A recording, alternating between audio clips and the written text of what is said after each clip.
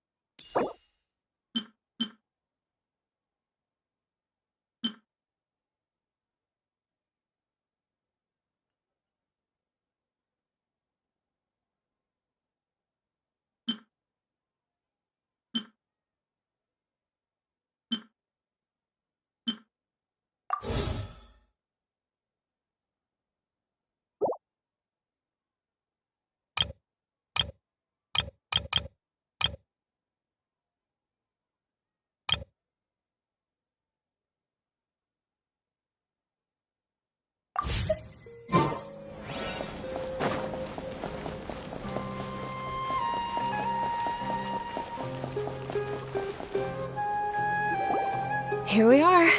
It's also fairly close to where I've been staying. It looks really nice.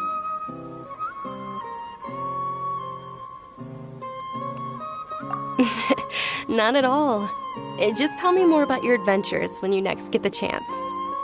That's Paimon's specialty. Paimon can tell you stories now. Oh, if you don't mind, how about we all walk around together tomorrow? All of my friends will be working the festival, and Dia is still insisting on her covert protection. Yeah.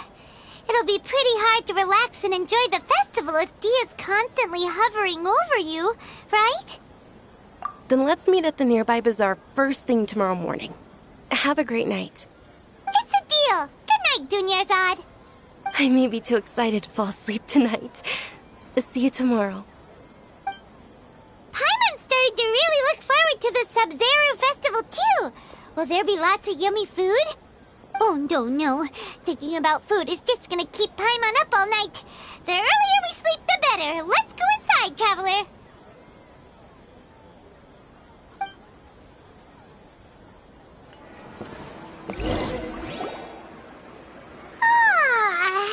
Did we oversleep? We should go meet Dunyarzad right away.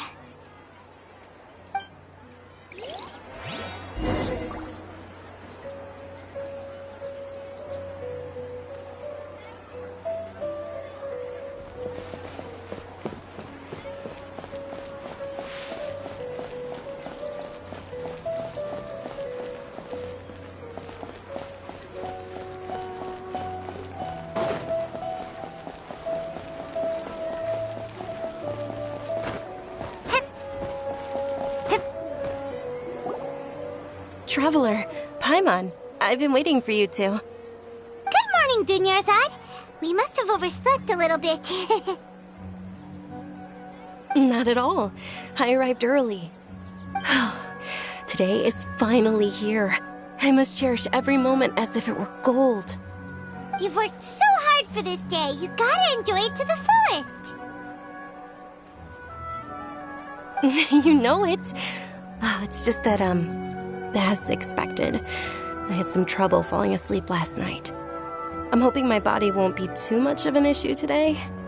Well, shall we? Let's start with the stalls over there. Many vendors came out of the blue to support the event, and they insisted on covering costs themselves. Let's go give them some business. They paid for everything out of pocket? Oh, sounds like they're not in this just for the Mora. They all said that contributing to a lively festival atmosphere is more important than money. Especially since we don't often get to celebrate Lesser Lord Kusanali's birthday.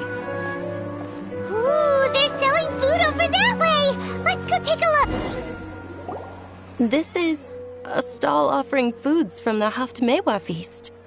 Oh, you could tell straight away. I thought most people nowadays wouldn't know. Mushrooms, flowers, and all kind of fruit? It's all vegetarian stuff.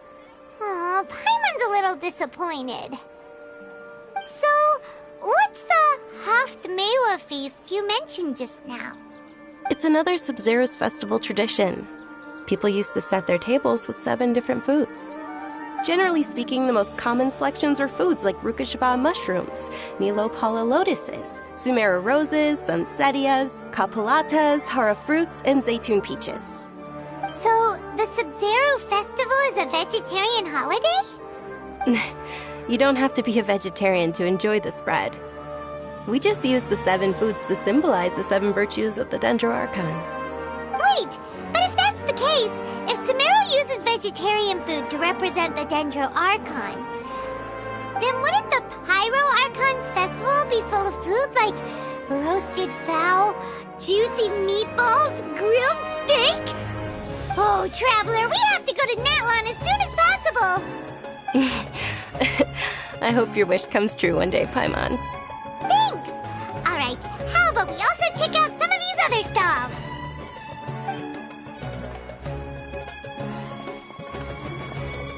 Dear customers, would you like to try your hand at alchemical divination? What's alchemical divination? Those two things sound like they'd be fun to try together. Right? I thought the same when I first heard about it. It is said to be a mysterious craft invented by none other than Lesser Lord Kusanali herself. So, how does it work? It's quite simple. After you give me any 2 alchemical reagents, I'll use them to perform a random transmutation. Sure sounds random. So random that it will probably fail. That is precisely what we need. After the transmutation fails, your one and only diviner here will interpret the remnants. Well, according to Lesser Lord Kusanali, everything is interconnected, and all that occurs can be traced back to fate. You could say this is a pearl of old wisdom. Why does everything sound so much more credible when Dunyarzad says it?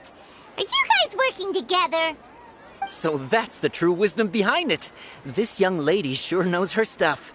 So, how about it? Want to give it a try?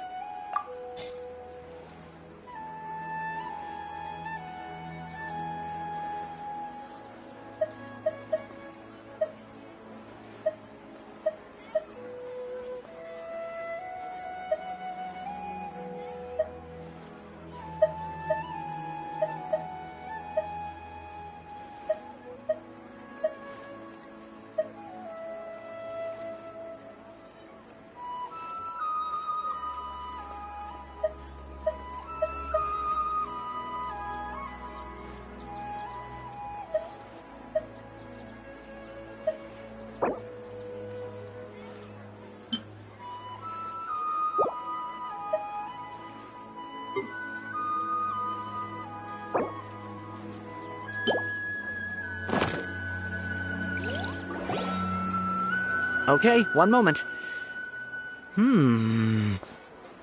It's the moon. Paimon wants to take a look too. Is it? It looks more like a pie that Paimon bit into. Generally speaking, the moon signifies... It means... Wait a moment. Is he really looking it up in a book? Oh, I remember now. It means illusions and lies. Illusions and lies? That sounds rather ominous. Yes, but this book says that if you trust your intuition and overcome your fears, the sun will surely rise.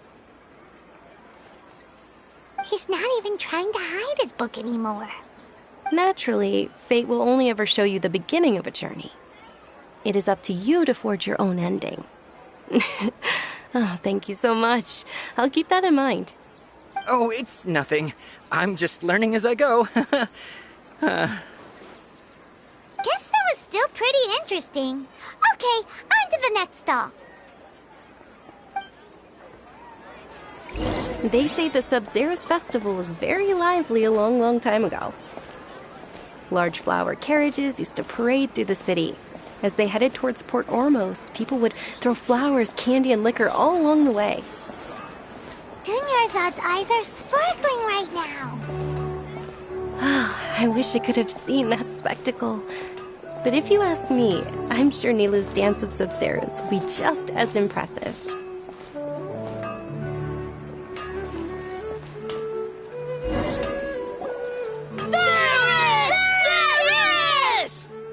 Attention! Soldiers, fall into formation if you want any Yalda candies.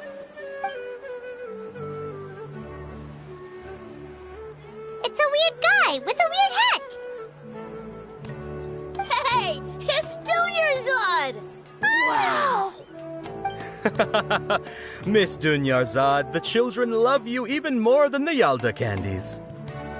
In the few short days it took to prepare for the Sub-Zeros festival, the children have all grown very fond of you. The Hallowed Knight of Flowers. It's an honor that you know my name. Attention! In the name of Ferris, the Knight of Flowers, I commend you on your contributions to the glorious Sub-Zeros festival. All right, little soldiers. Take your Yalda candies and don't forget your loyalty to Lesser Lord Kusanali. Dismissed! Yes, Knight Ferris!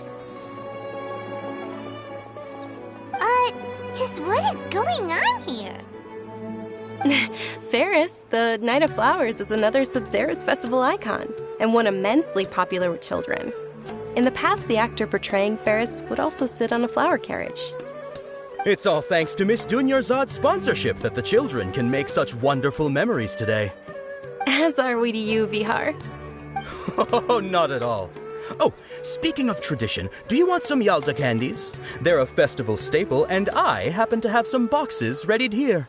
Take a look and pick whichever one you want. Whichever one? Don't these boxes all look the same? That is the fun part.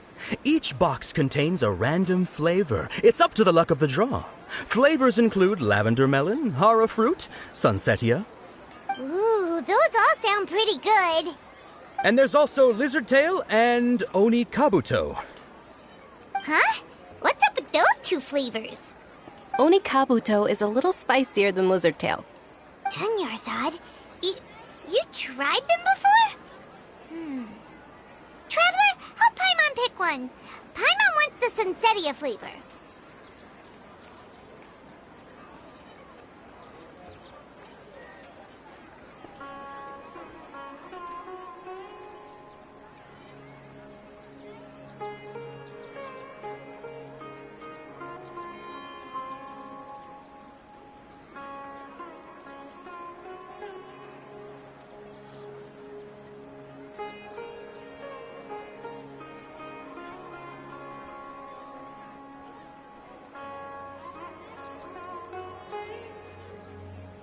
It's all right. Paimon believes in you.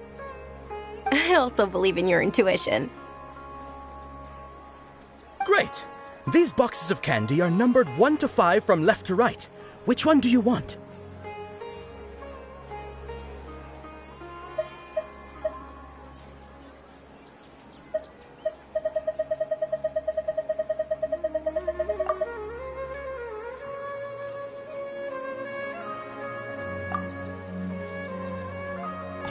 Attention! That's unfortunately lavender melon. Oh, Paimon thought you survived so many epic battles because you had incredible luck. But looks like Paimon was wrong. The Sunsetia flavored candy was in box number 4. How about this? The most important thing is that everyone has a good time at the festival. So please, take both boxes. Really? Thanks a lot, Knight of Candies. It's Night of Flowers, not Night of Candies. Paimon really wilted the carriageless Night of Flowers. They all basically sound the same. We got our candy, so let's keep going. Oh, actually, I just remembered that I left something behind. Since you're here, can you come with me to get it? Dunyarzad, you probably forgot because you're so excited about the Sub-Zero's festival. How embarrassing.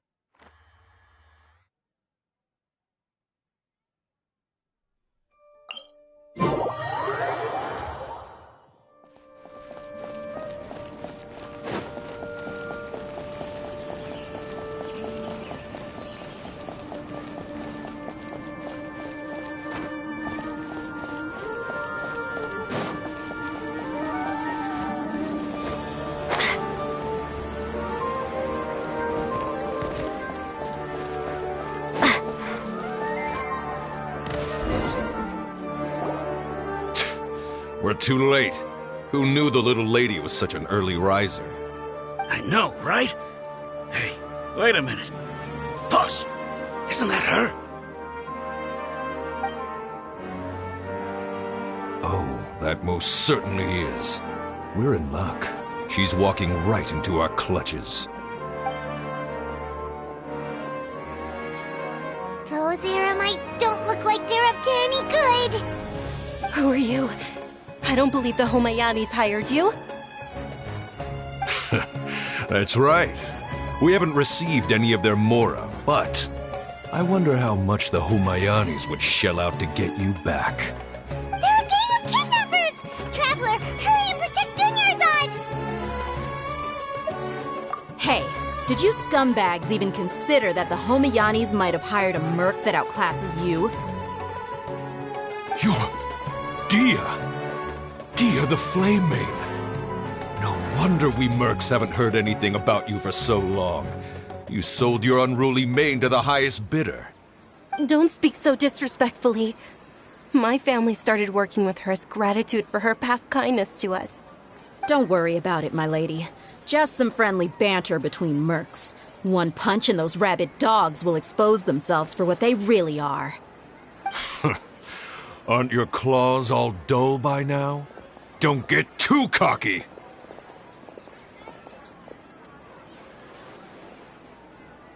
Traveler, take Miss Dunyarzad to a safe location. No, we're gonna stay and help. There's too many of them. You're right. All right, fine.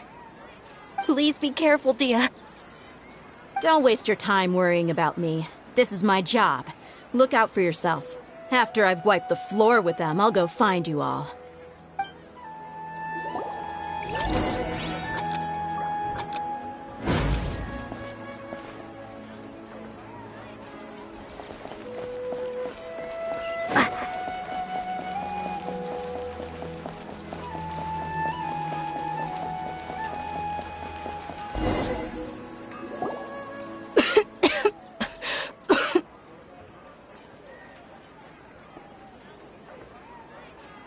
Dunyarzad, are you okay? You look a little pale. Are you in shock? I'm fine.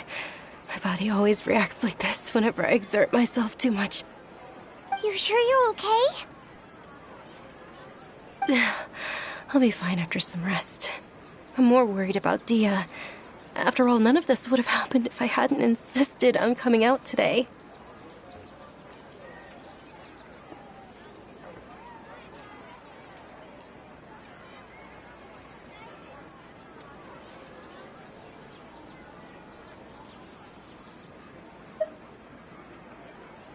Yeah, don't worry.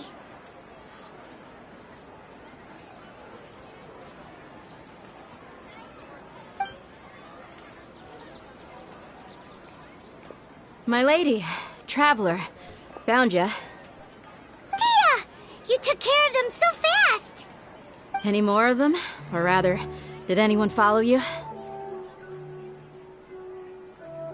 Dia, your arm. Oh, this? I'm fine. It's just a scratch. Normally, they wouldn't have been able to land a hit on me at all, but I'm still getting used to this new greatsword. Please, let me take a closer look.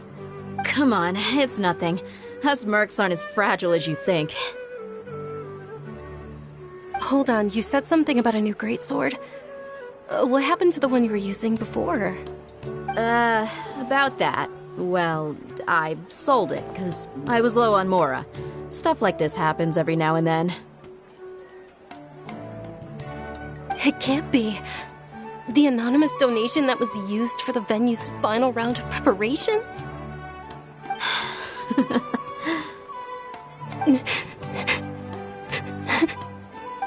Hey, Miss Dunyarzad, I wasn't trying to make you cry, and I'm not gonna lose my commission because I made my employer cry, am I?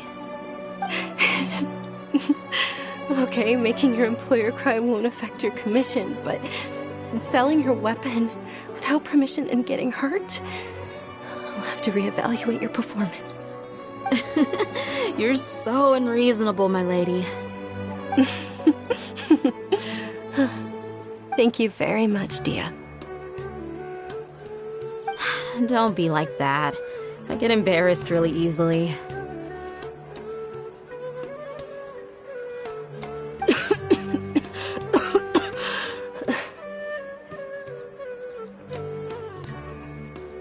Are you feeling unwell again, Dunyarzad? My lady, your condition. Traveler, can you take her somewhere to rest? I'll look around the area to make sure we're safe from an ambush. Truly, I'm sorry for the trouble, everyone.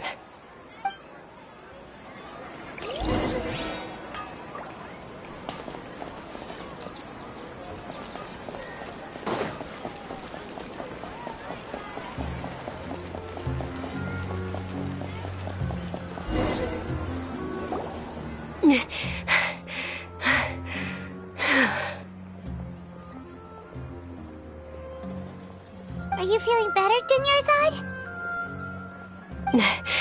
Yes, much better. Just give me a few moments and I'll be good to go. I didn't realize you were concerned about it. I guess I shouldn't continue to keep it a secret. I was actually born with Elazar. Can't believe it's Elazar! Oh, you've already heard of Elazar. In that case, you probably know about its severity. Sumeru's current medical advancements still haven't been able to find a cure. The disease's progression can only be delayed through environmental therapy. Dunyarzad. There's no need to be sad. I've always lived with Elazar and I came to terms with it a long time ago. Compared to the simple fact that I'm afflicted with this, its effects on my life have been much more painful.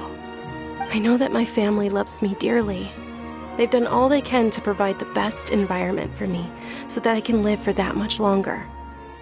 However, I know I will one day succumb to this. Did you know? Before I ran away from home this time, the world outside of my home didn't even know that I existed. Since I was a child, all I could do was sit on my bed and stare at everything outside of my window. I'm sure my family's worried and disappointed in me for running away, but I just didn't want to have any regrets. I wanted to meet other people. To me, there's nothing more beautiful than being able to meet and speak with others. Not to mention the incredible time spent preparing for the festival. The joy on everyone's faces here, and all the support I've received from friends like Dia. This way, when my final day does arrive, it will be less sorrowful. At the very least, many people will remember that I once existed in this world, right? As long as you don't forget Paimon. Paimon also won't forget about you. No, even if you forget Paimon, Paimon will still remember you. Thank you two so much. I apologize for the depressing conversation. This is out of character for me. To be honest, Lesser Lord Kusanali gave me the courage to do all of this. If it weren't for her encouragement, I wouldn't have taken that first step. Thanks. There will always be frustrations in life, but I know that the point of living is not to leave behind any regrets.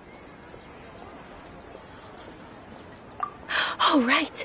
Isn't it almost time? Huh? Almost time for what? Isn't the Dance of Sub-Zeros about to begin? It's the part of the festival that I've been looking forward to the most. Nilu will recreate that legendary scene with her most splendid dancing. And the Sub-Zeros festival will conclude amid everyone's applause and blessings. And with that, my wish will also... Then what are we waiting for? Let's go to the stage! Yeah, we should still make it in time.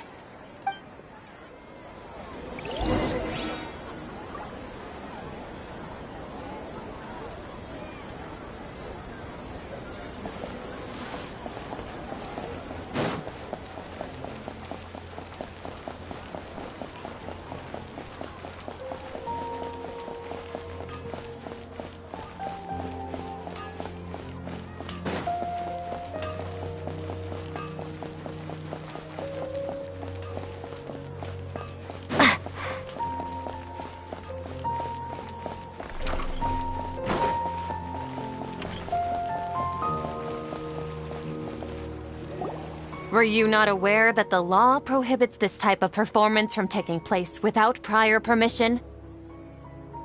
Over there! Someone's yelling at Nilu! I think I just saw the Academia's Grand Sage. Why is he here in person? But the Dance of Sub-Zerus is one of the key parts of the Sub-Zerus Festival. If we can't perform it... The Sub-Zerus Festival. The law also prohibits the private hosting of large-scale religious festivals. Only the Academia can host such an event. If you continue to resist, we will have to order an investigation into every single event organizer. The Grand Sage has already granted you much leniency. I advise that you exercise tact. How did things turn out like this? The Academia was originally responsible for the Sub-Zerus Festival, but they failed this responsibility for many years. This is a hard pill to swallow, but you're right. Things would only get worse. Art, dance. Aren't you ashamed of pursuing such frivolous and meaningless activities in this land of knowledge and reason? Our Archon created the utopia that is Sumeru City for all scholars who sought validity, verity, and truth, while people like you wish to defile it. No. I believe that our Archon never rejected the arts.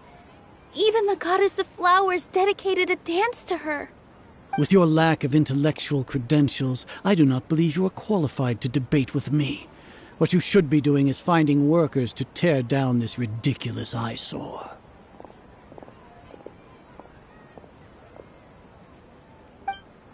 When we return, have the scribe draft an ordinance before the next Nyagarbha Day that prohibits public art performances. We will announce it to the public later via the Akasha. Understood. I will inform him when I return.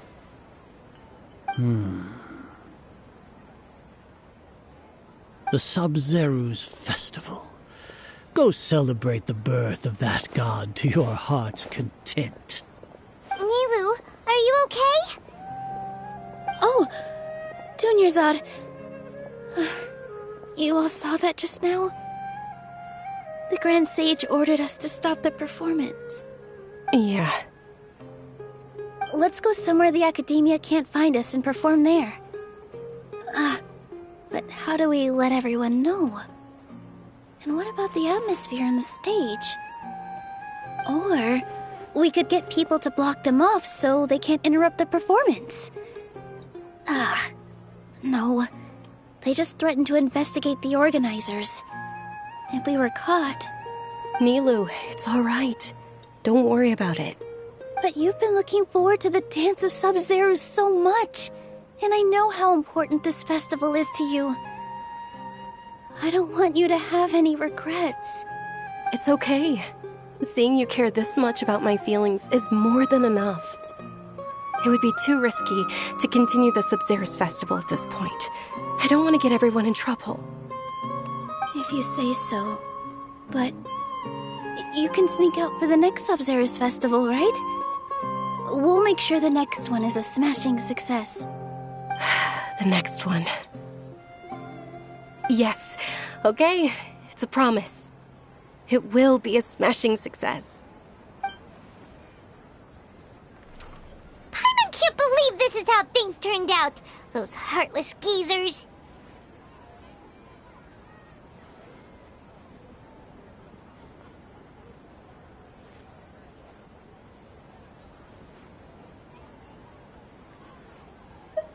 It really is okay.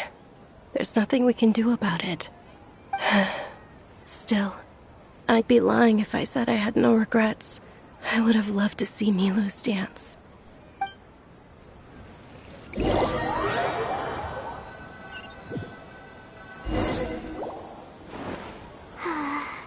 A lot happened today. It's a shame the festival ended the way it did. Nilu and Dunyarzad promised to make the next Sub-Zerus festival a success, but Dunyarzad is running out of time. Yeah.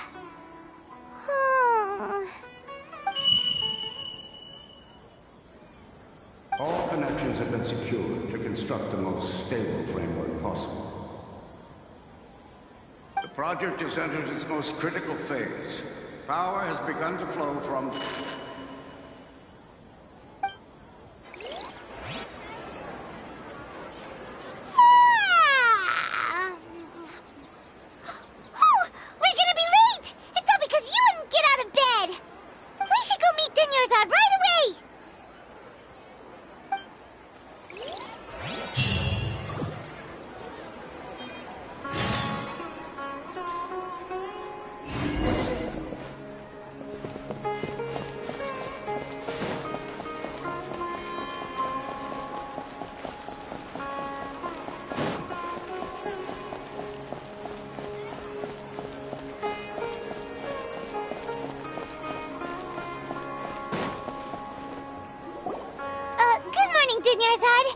Sorry we're late. Not at all. I arrived early. You seem kinda tired. Did you not get enough sleep? I'm doing well. There's no need to worry. Shall we go? Let's start with the stalls over there. Sure! Traveler? Why are you just standing there? Let's get going!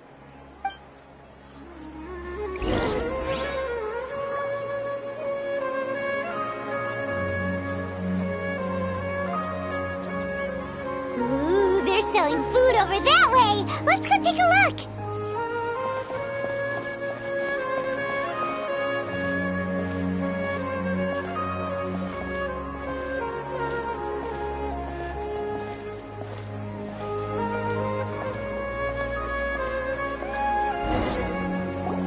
This is a stall offering foods from the Haftmewa feast. You are quite well informed, miss. I thought most people nowadays wouldn't know. They're all plants! Oh, Paimon's a little disappointed. Actually, what is the Haftmewa feast you mentioned just now? It's one of the Sub-Zerus festival's traditions. People used to set their tables with 7 different foods to symbolize the 7 virtues of the Dendroarchon.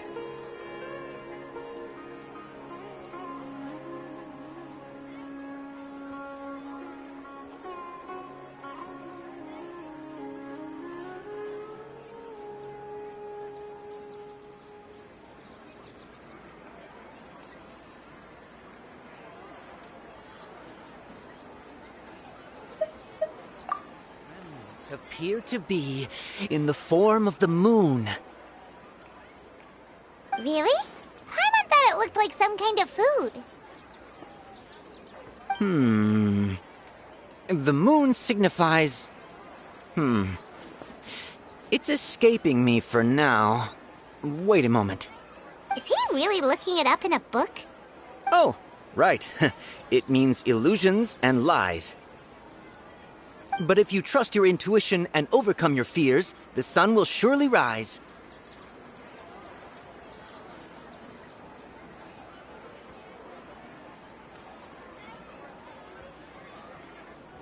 Understood. I'll keep that in mind. Oh, it's nothing. I'm just learning as I go. Guess that was still pretty interesting. Okay, on to the next stall. So, where to next?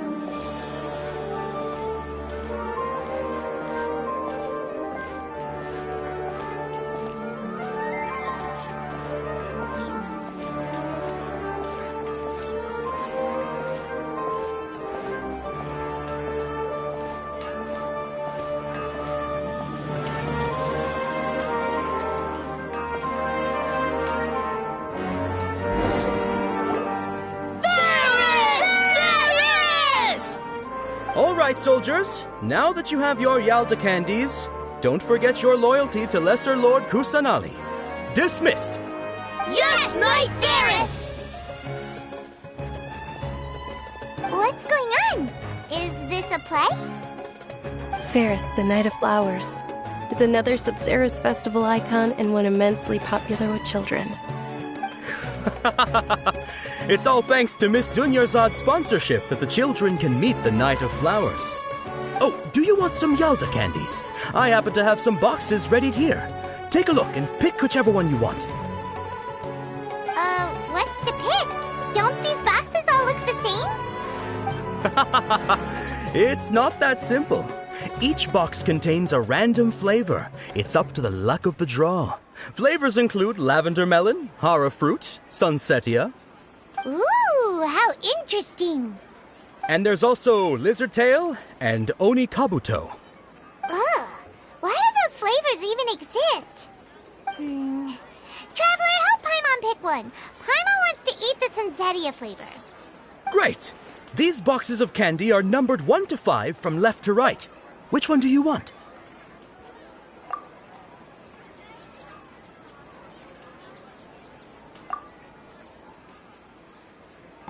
Ah, excellently chosen. Number 4 is indeed sunsetia.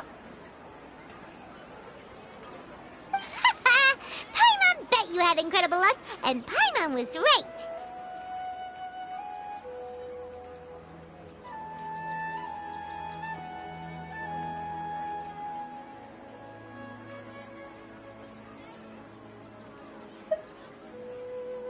Huh? Are you saying that you instinctively chose the right box? But now that you mention it, Paimon also had the feeling you'd choose the right one. Maybe we didn't sleep very well last night. Or maybe we slept too much.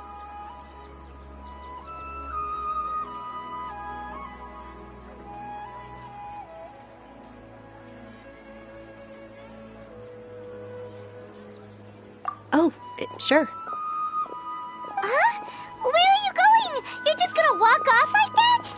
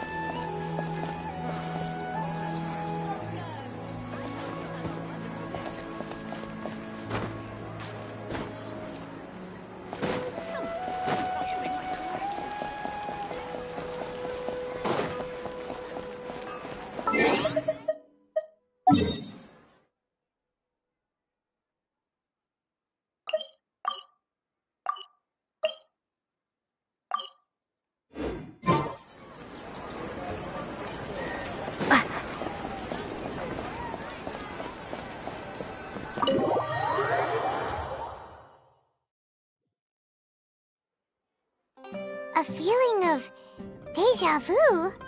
Oh, Paimon knows what that is. It's when you feel like you've already experienced whatever is going on. In that case, Paimon also felt something like that today. But that's just our brains playing tricks on us, isn't it? So why'd you run here in such a hurry?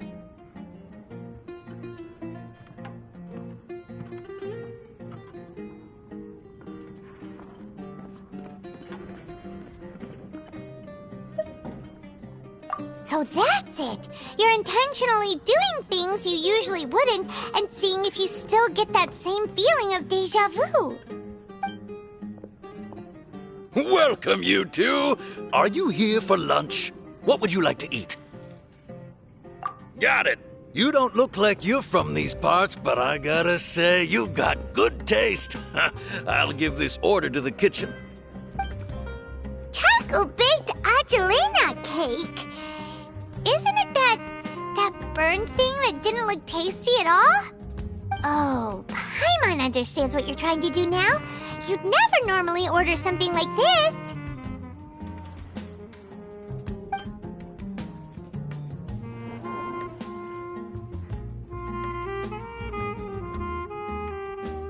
That thing?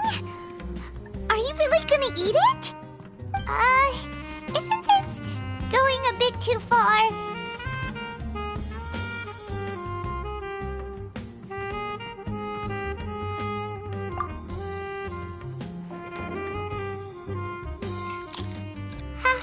How was it? The look on your face is telling Paimon that it tasted awful. Then, you mean That's impossible! We were just talking about how gross it looked! So, would this be a case of taste bud deja vu?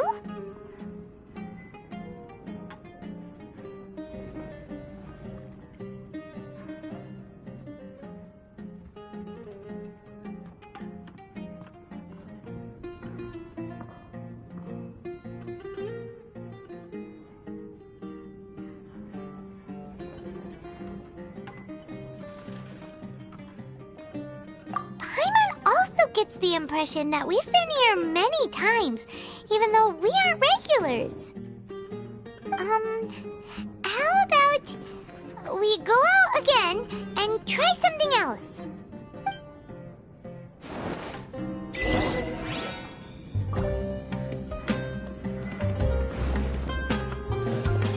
Just can't beat the atmosphere here.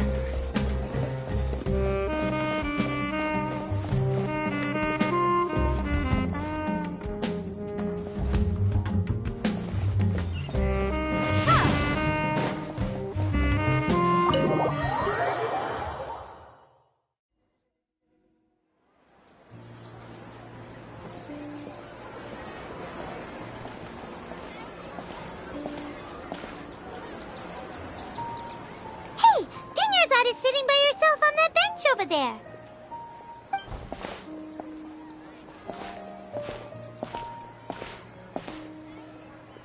What a coincidence, Dinyarzad. We meet again. Why are you sitting here all by yourself? Oh, I ran into some kidnappers just now, but thankfully Dia came to my rescue. I started to feel unwell after that, so I sat down here. Kidnappers? Oh my goodness, are you hurt? I'm okay. Dia's arm got scratched, but it isn't serious. Whew, that's a big relief. But, Dunyarzad, you seem a little down today. It's the Sub-Zero's festival, and you've been looking forward to it so much. Not at all. I've always been like this. Excessive physical exertion or strong emotions tend to aggravate my illness. Besides, no matter how amazing today may be, it is but a single day. After however many more days, my time will come to an end. Paimon doesn't quite follow you, and Paimon feels like something's really got you down right now.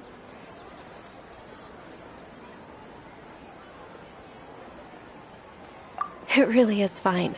I don't mind.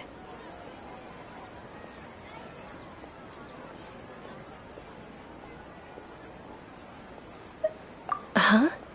Did something happen? Dunyarzad, have you ever felt deja vu? You know, like when you've already experienced something that's happening right now? Deja vu? No. But my days have been the same for years now. Even if I were feeling deja vu, I suppose I would already be used to it. Oh, Paimon sees. Then, is it only the two of us? It's almost time. Huh? Time for what?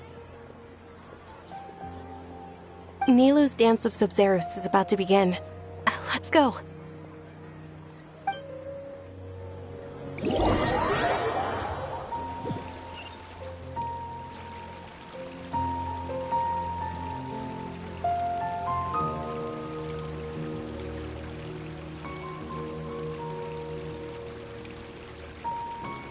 With your lack of intellectual credentials, I do not believe you are qualified to debate with me.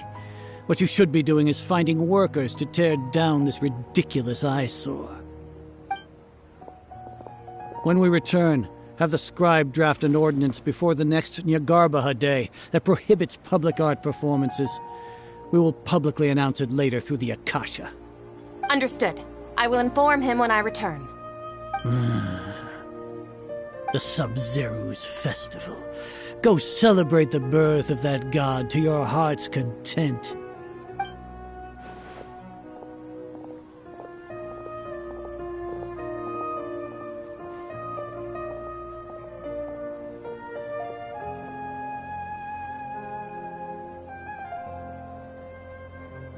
Nilou, are you okay? Oh, Dunyarzad. The Grand Sage ordered us to stop the performance. It's okay. There's nothing we can do about it. But you've been really looking forward to this. I don't want you to have any regrets. It truly is unfortunate, but I don't want to cause trouble for anyone. Didn't the Grand Sage say that he might investigate the organizers? True, but... Well, okay. I'll just have to try again next year. The next festival. I probably won't be around by then. Wait, what did you just say? No, nothing. I'll be heading back to rest. Thank you for your help, everyone. Paimon can't believe what those heartless geezers did!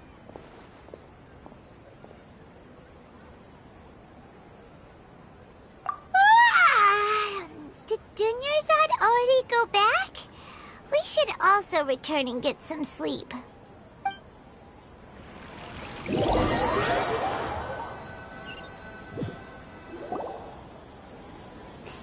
in the end, you still couldn't figure out what that deja vu feeling was all about?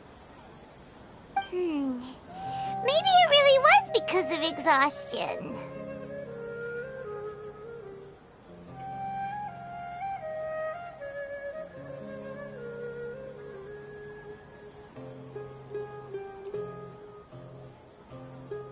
Same here. That's why Paimon stopped thinking about it halfway through the day. Then, how about we settle in and get a good night's sleep? For now, we can chalk things up to exhaustion. We can do more thinking tomorrow.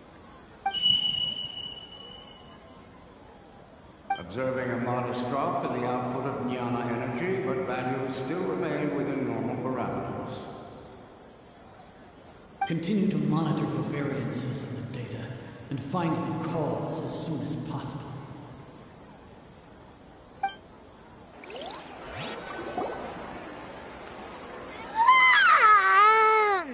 Why does Paimon feel so tired after so much sleep? Anyway, we should go meet Dunyarzad right away.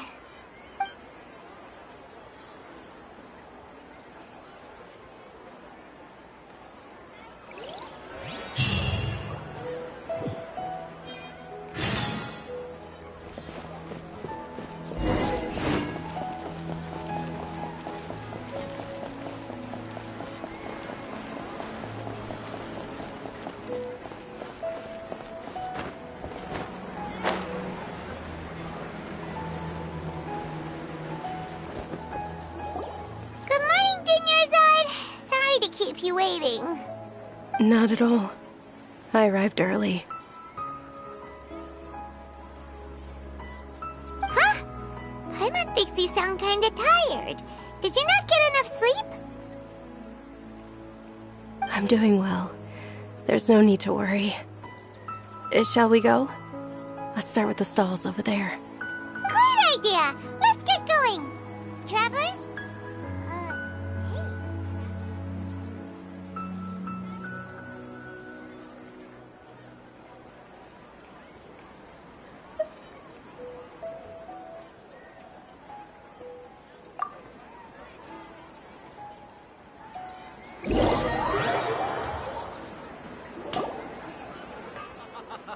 It's all thanks to Miss Dunyarzad's sponsorship that the children can enjoy the Sub-Zero's festival.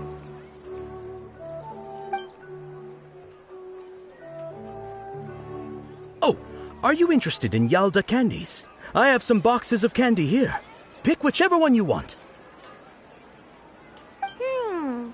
Not much of a choice. All these boxes look the same. It's not that simple. Each box contains a random flavor. It's up to the luck of the draw. Flavors include lavender melon, hara fruit, sunsetia. They all sound pretty tasty. And there's also lizard tail and oni kabuto. Huh? What were those last two? She'll help me choose. Paimon wants to eat the sunsetia flavor. No problem. These boxes of candy are numbered 1 to 5 from left to right. Which one do you want?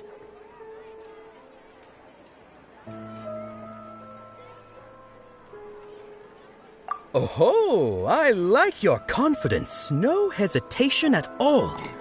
Oh, congratulations! Number 4 is indeed Sunsetia.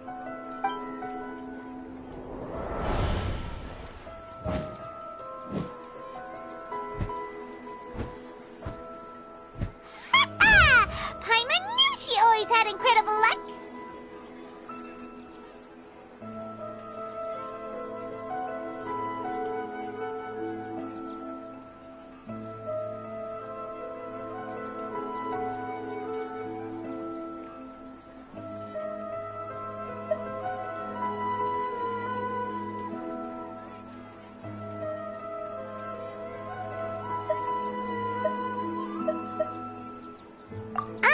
Paimon's not really interested in the other flavors. Wait. How did you know? Don't tell me that you already knew which flavor was in each box. What? She was right about all of them? That couldn't have been luck. How is this possible? I packed all those boxes this morning and they've been sealed ever since. You couldn't have known beforehand. Mind reading? X-ray vision? Or some kind of magic trick? This is way too freaky. Tell us what's going on! Since when did you get superpowers? Traveler?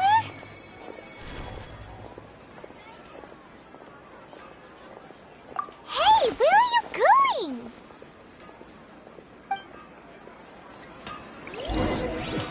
What's going on? Did you see something? Us leaving Dunya's side without letting her know is kinda rude, you know.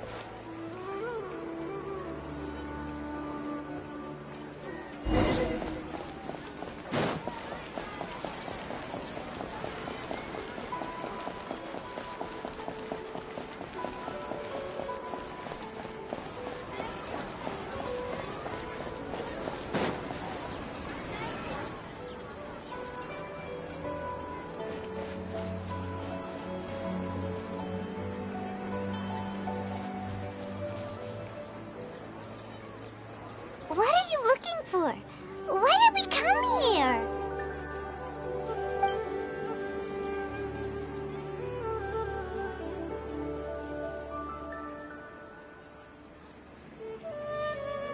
Traveler?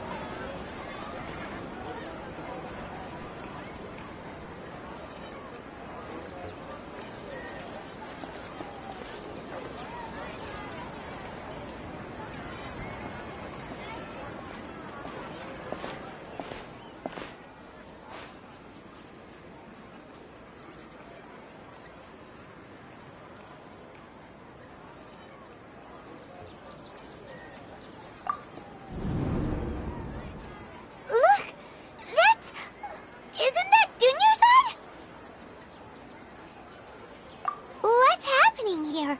Why are there 2 Dunyarzad's? You already know that this isn't your first Sub-Zero's festival, don't you?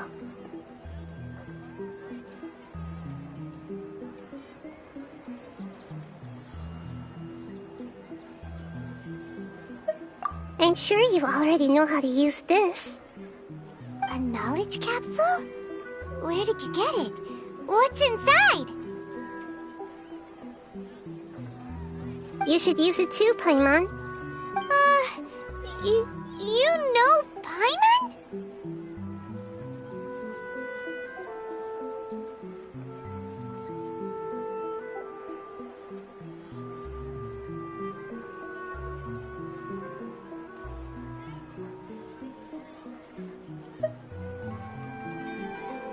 Well, this seems kinda sketchy, but Paimon feels like this is what we should do.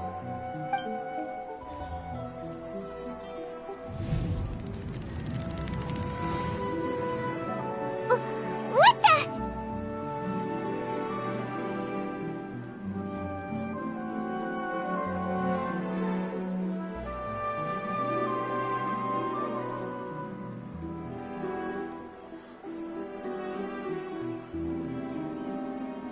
This is our 20th time at the Sub-Zero's festival? Huh? No. The 30th? 40th? Just how many times have we been to the Sub-Zero's festival? Have we been trapped in a single day? If it weren't for you, we wouldn't have even realized. What the heck was inside that knowledge capsule? Your memories are still scrambled? Try your best to remember. This isn't the first time we've met, and I answered that question a long time ago. Let Paimon think. Oh, it's coming back. Meeting you was the real catalyst for restoring our memories, and the knowledge capsule was just your means of showing our minds the way. What about everyone else? Why are you only helping the 2 of us? Your sense of deja vu is stronger than everyone else's, yes? As for an explanation, you two received the blessing of Dendro, and you also have special, sensitive constitutions. It was as if a single sheet of paper was separating those memories from your consciousness.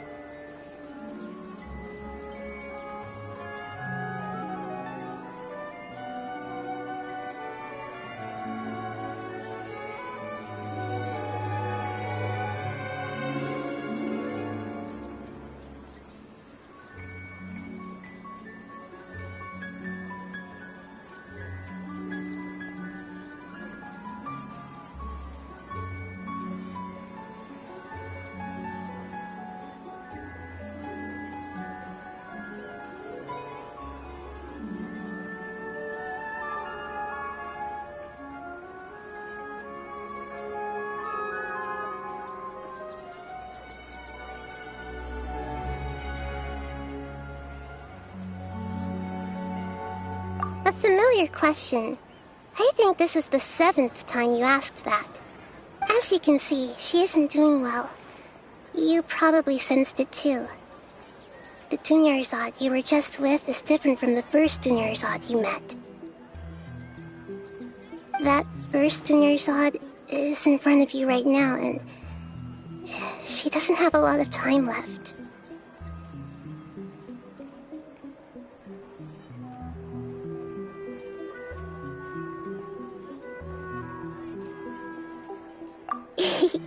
Looks like you're almost done sorting out your brain. Oh yeah, I'm Nahida.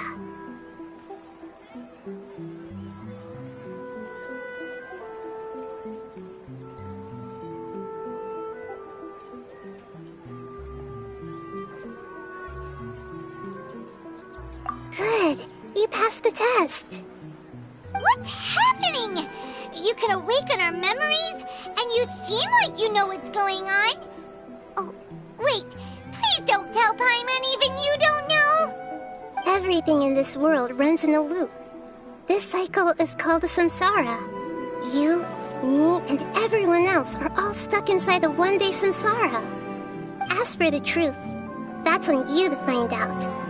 If you were told the truth instead of discovering it yourselves, it would literally blow your minds. I don't know how you'd be after that. I can only give you surface-level help, like bits of information and subtle hints. For the rest of the time, I'll be doing all I can to slow down Dunyarzad's illness. She looks like she isn't doing well at all. Her illness gets worse after each Sub-Zero's festival. If we can break out of the samsara, I might be able to save her. But as things are right now, she's just a small bird in the sky that's about to lose its last feathers. All I can do is raise a gale to delay her fall. You sure love to use weird analogies. Analogies are wonderful tools. They let you use existing knowledge to understand unfamiliar things. Okay, so, with what you know so far, what do you think the truth is?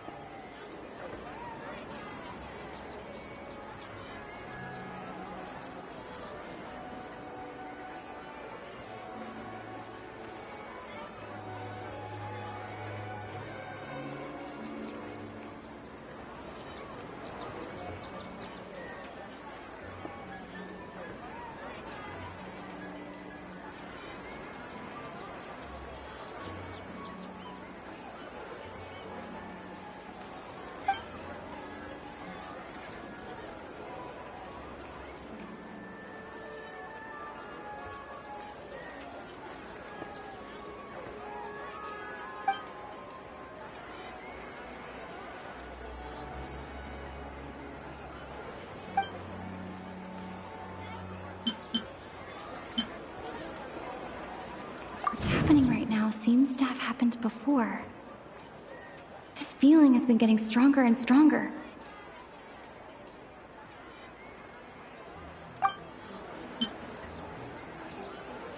My mind feels exhausted, even though I haven't done too much thinking.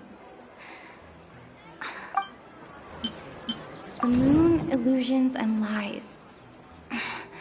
What do they all mean?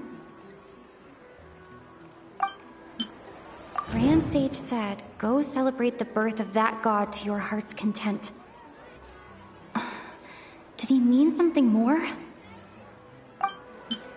We've already experienced the Sub-Zero's festival many times, and the day of the festival seems to be in a perpetual samsara.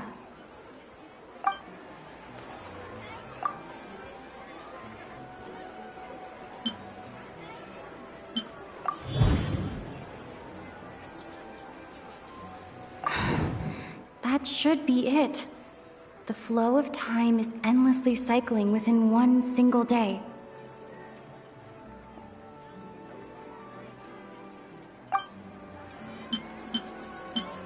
What's happening right now seems to have happened before.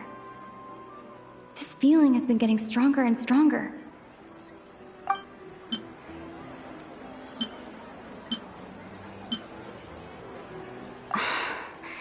Doesn't sound right. I need to carefully think things through.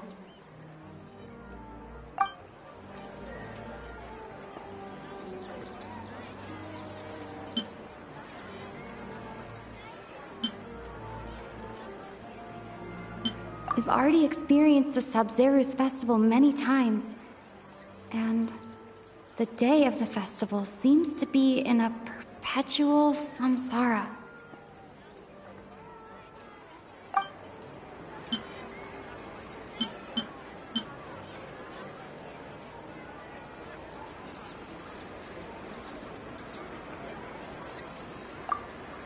A time loop.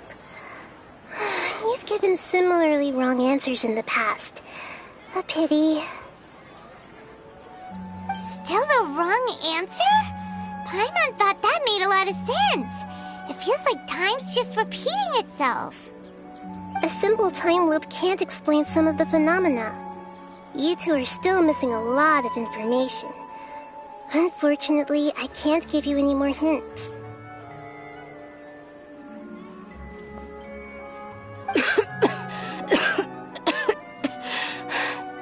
Dunyarzad! The Sub-Zero's festival is happening every day, but that doesn't mean we can waste an infinite amount of them. Hurry and find the truth before today's festival ends.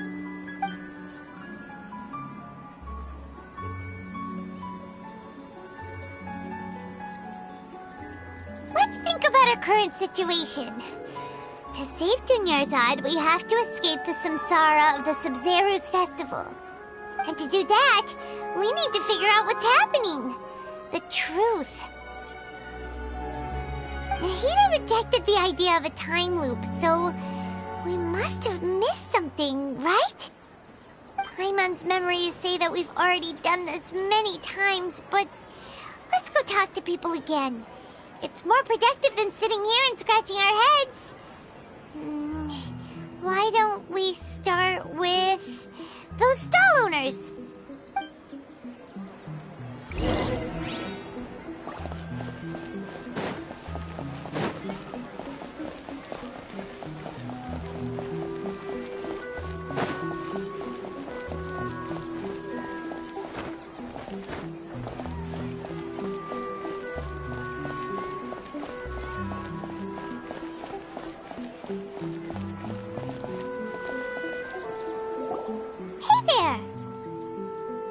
Hey, it's you guys again.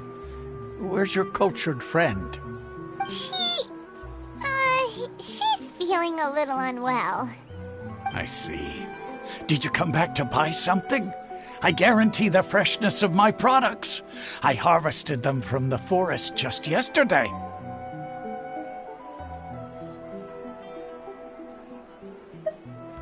Huh? What brought this about? I hurried back from the forest yesterday, and I'm selling produce here today. I haven't felt anything strange. To put it another way, if you really think about it, was yesterday truly yesterday? Did you actually come back from the forest yesterday? What kind of philosophical nonsense is this? Are you two daydreaming? Didn't you know that no one dreams in Sumeru? Go somewhere else if you want to find someone to daydream with.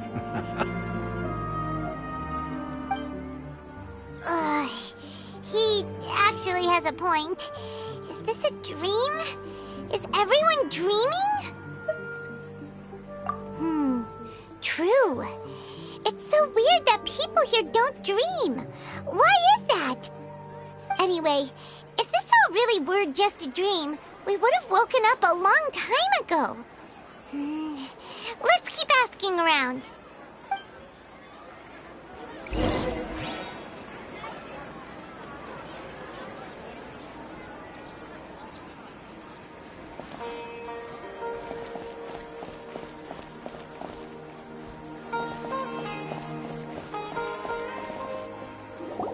Oh, it's you two.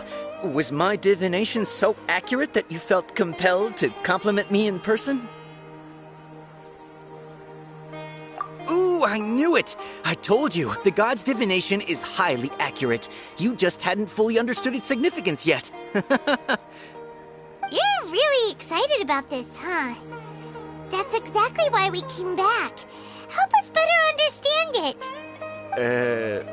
Help you better understand it? Well, that isn't exactly what I excel at. So, you're admitting that you don't have a clue? Anyway, what kind of situation did you get into?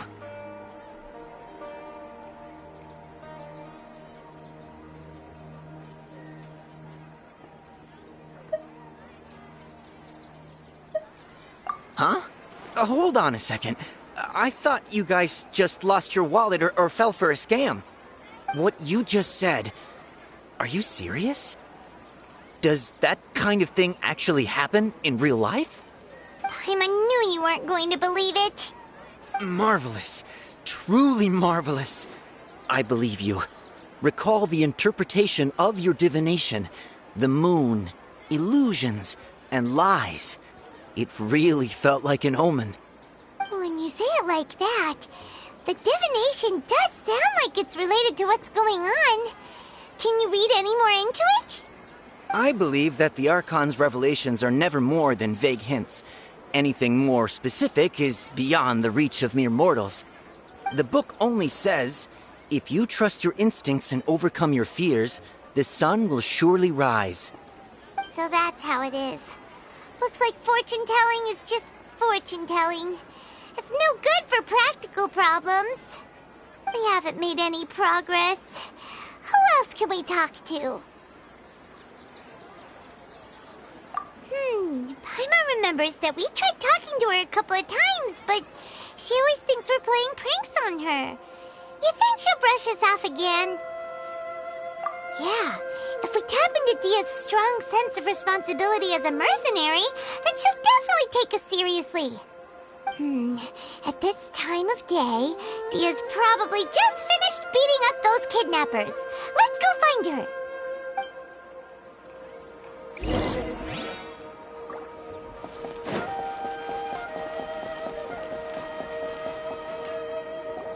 I'm fine, my lady. It's just a scratch. Perfect timing. Both of you are here. Paimon, Traveler, you came at just the right time. Listen, there was a dangerous Huh? You saw? Then why didn't you jump in earlier? If someone was protecting Miss Dunyarzad, I could have went all out. Anyway, can you do something for me? You want the Traveler to take Dunyarzad somewhere to rest up while you check to see if there's still any kidnappers around. Did Paimon get that right?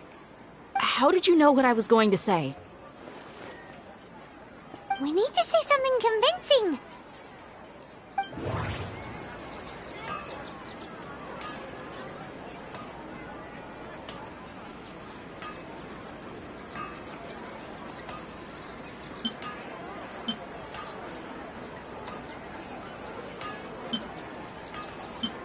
The moon, illusions, and lies. What do they all mean? Dia sold her greatsword to raise additional funds. And then she was injured because she wasn't used to her new weapon. People in Sumeru don't dream. What a strange phenomenon. My mind feels exhausted, even though I haven't done too much thinking. What is going on?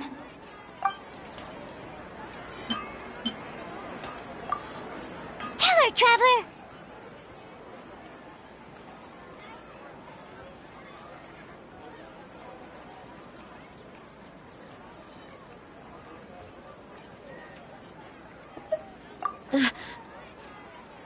I didn't tell anyone about that. Including Miss Dunyarzad. You couldn't have known. And just now, you literally took the words right out of my mouth. What's going on? All right, so this is the situation.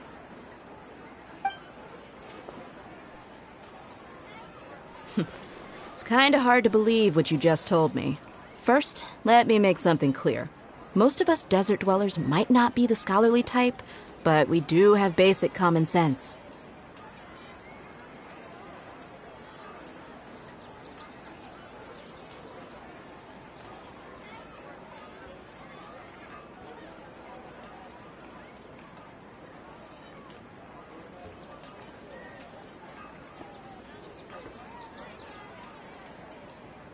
She's quieter than usual, uninterested in anything, and really gloomy. Yeah, she isn't the same as before, but her parents said that this is how she was like at first. Huh? At first? I don't quite understand what you're all talking about. I'll go rest on the bench over there. My lady, are you angry?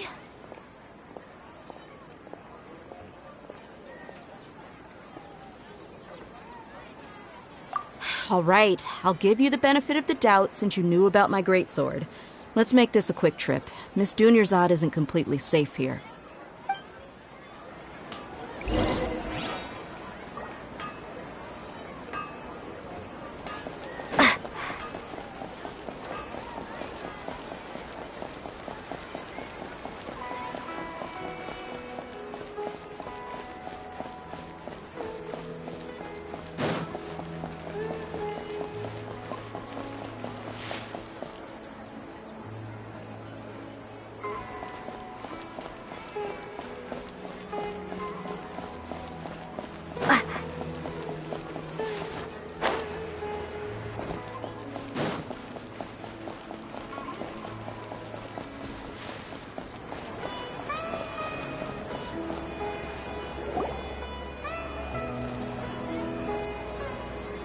Nahida!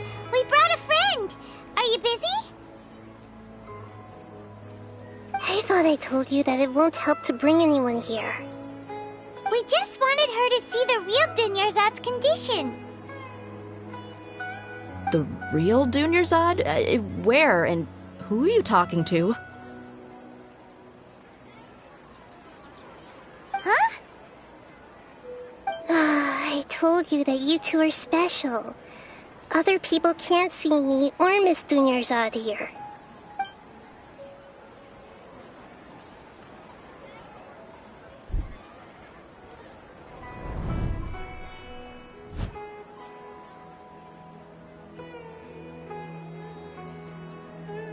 Hold on. Over there. Is that? Wow. How perceptive. Does she have invisible antennae? Miss Dunyarzad, she's lying down here, isn't she? How's she doing? Her condition's really bad, and she's basically in a coma. How did you know she was here? I can sense her aura. There are also lingering feelings of something like regret or disappointment. What happened? Do you believe us now? The Sub-Zero's festival has been repeating itself. So, you think the sages are behind this? Yeah, they've always been against us. Wouldn't surprise me if they're using the Akasha to intentionally repeat the Sub-Zero's festival as a sick joke. You have a point. Aside from the Dendro Archon, the Academia's sages are the only ones in Sumeru who could pull off something like this. Maybe there's more to the Akasha than we know.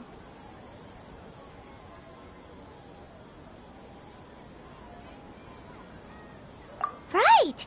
Didn't you awaken our memories using something that looked like a knowledge capsule? That means you must know something about the Akasha! The Akasha relies on the power of a gnosis to operate, as it is the manifestation of the God of Wisdom's power. It compiles the wisdom of the entire populace, and it grants knowledge to the people. A gnosis could do that? No wonder the Akasha is so magical. It's being powered by the gnosis of Sumeru's Archon. So, this Nahida you mentioned, what did she say? She said, and Paimon quotes, "The Akasha relies on the power of a gnosis to operate, as it is the manifestation of the God of Wisdom's power. It compiles the wisdom of the entire populace, and it grants knowledge to the people." Compiles the wisdom of the entire populace and grants knowledge to the people. Wait. I get the grants knowledge part. That's what people have always used the Akasha for. But compiling the entire populace's wisdom? How does that work? Did she mean that the sages enter new knowledge into the Akasha?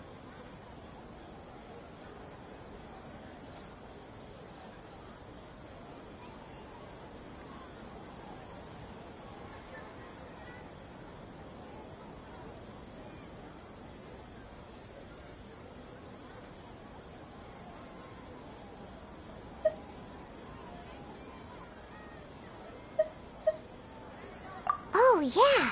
That sounds about right. What do you think?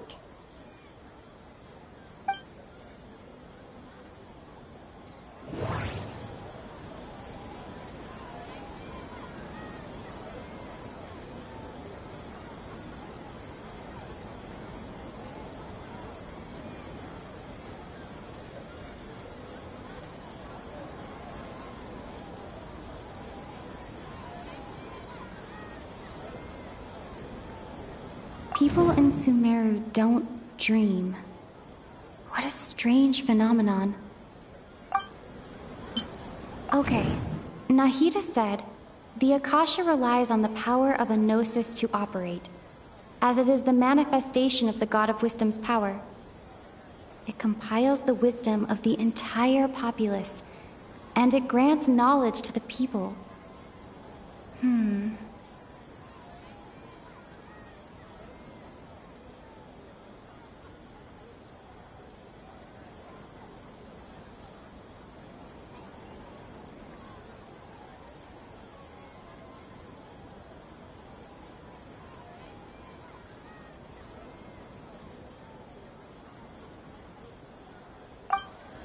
My mind feels exhausted, even though I haven't done too much thinking.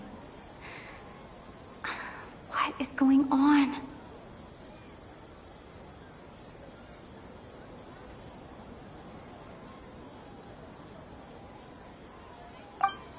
What's happening right now seems to have happened before. That doesn't sound right. I need to carefully think things through.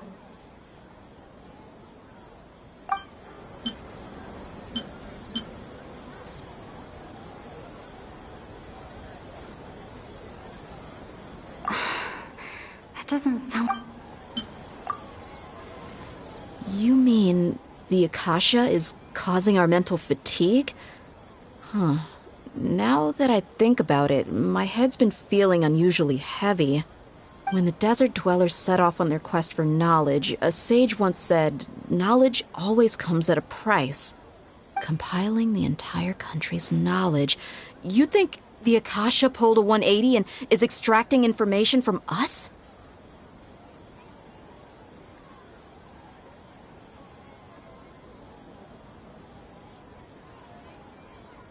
Who knows? The Akasha can put knowledge into our heads, so who's to say that it can't also poke around in there?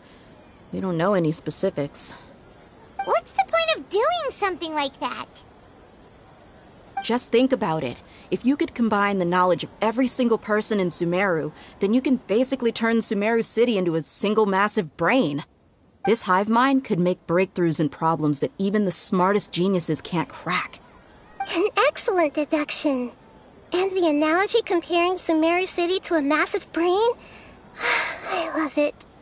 In that case, we should take off our Akasha terminals right away. Maybe that'll solve this problem.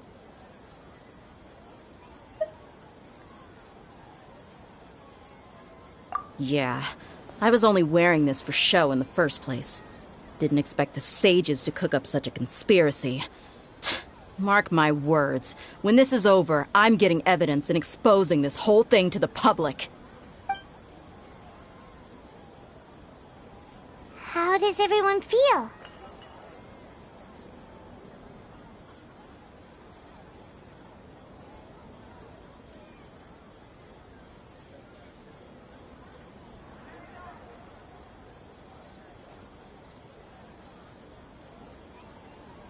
Huh?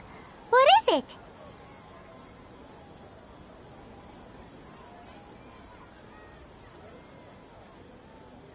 Oh, that! Paimon knows what you're talking about. It's a single soft beep that sounds like it's coming from the Akasha terminal. The sound of a beep. Could it be a prompt tone for when the Akasha is operating? That's probably an important clue. We weren't using our terminals, but we heard a beep anyway.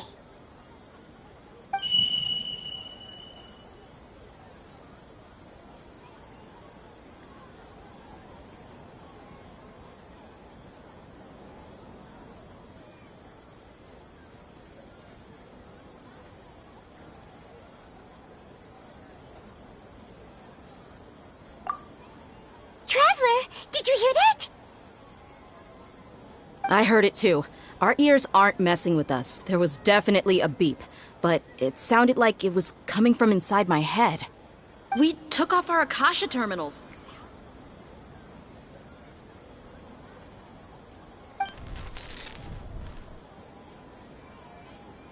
Phase runtime has exceeded its expected length. At this rate, there may be casualties. But we cannot lose all of our progress.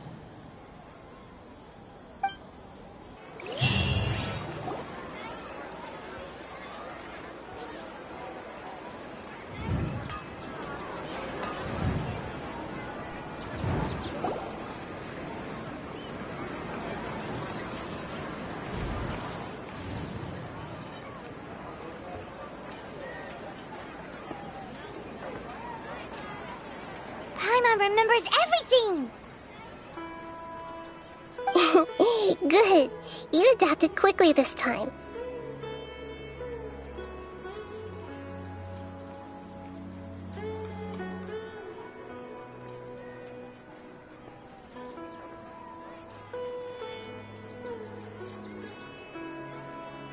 We definitely took off our Akasha terminals last night, but we still heard that beep. Why is that?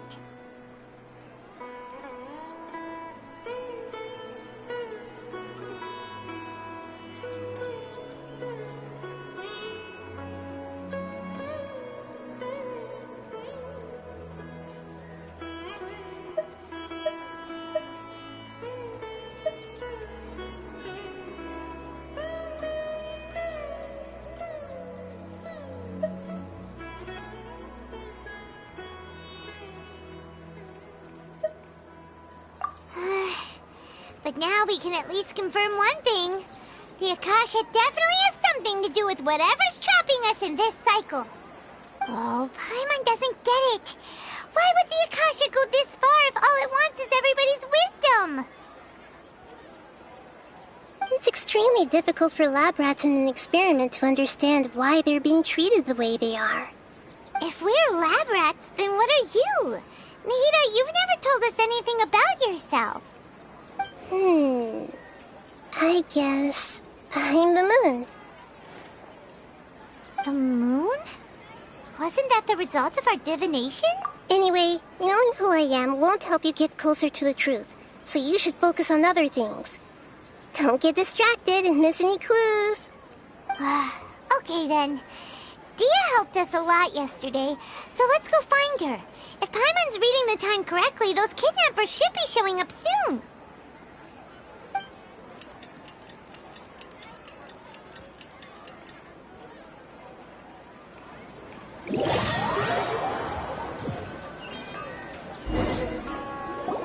Ah, there you are. I've already taken care of those kidnappers. My lady, did you get hurt?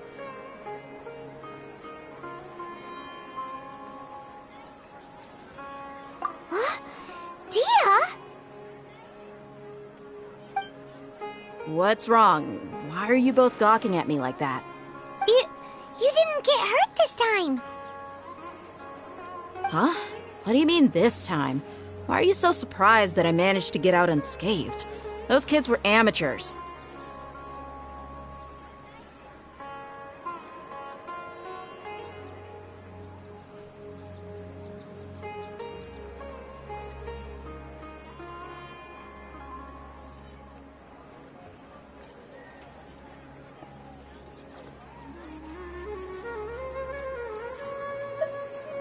Shh!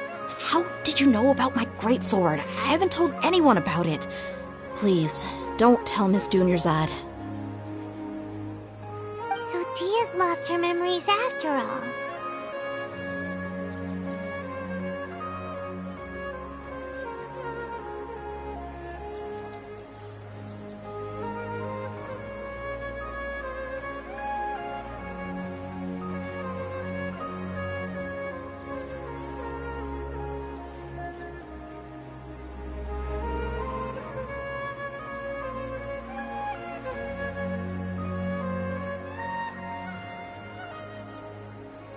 Anything strange? You already know that I got a new greatsword.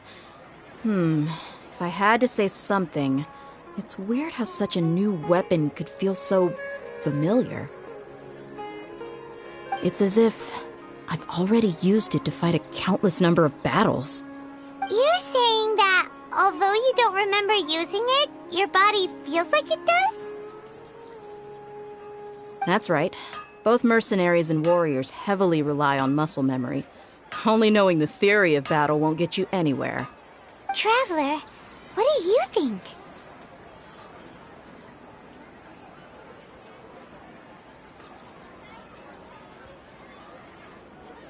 Yeah! Paimon's feeling really hopeful.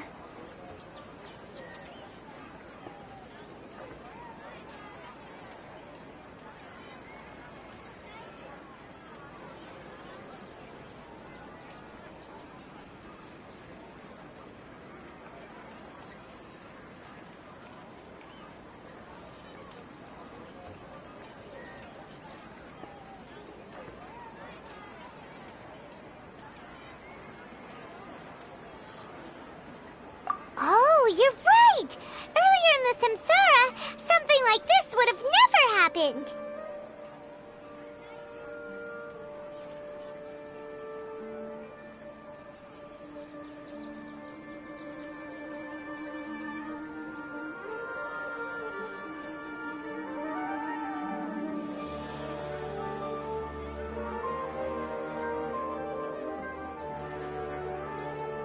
I have no clue what you two are talking about, but it's still dangerous here, so...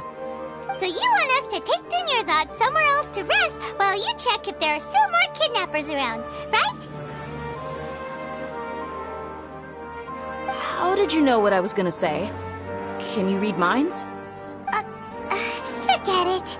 Go and do your thing.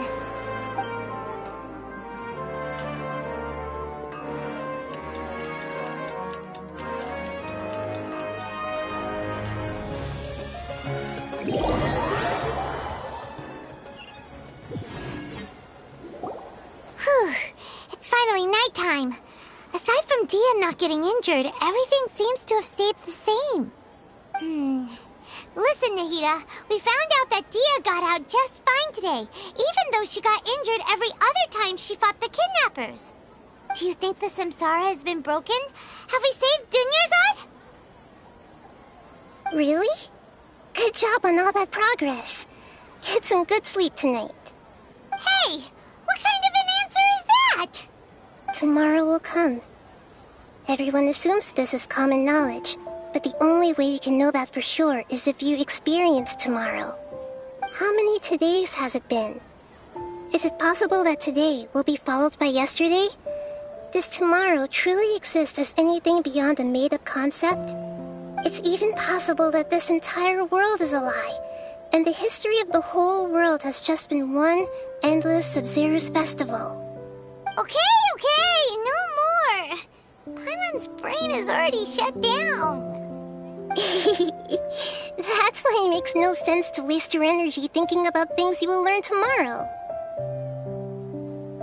Get some good rest. You know, use the bathroom and flush your anxiety dookie away. Huh? Hold on, what did you just say? Did Paimon hear you correctly? Huh? People always say they feel a sense of relief after they take a duk-duk. That's why I suggested you could try that. Is that so strange? It's so strange and so against common sense that Paimon's at a loss for words. You were sounding kind of smart just a minute ago.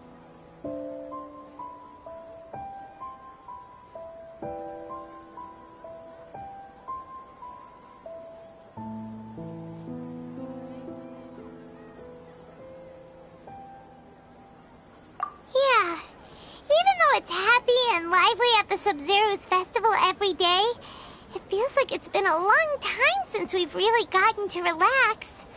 Let's go back to our room. Continue the harvest.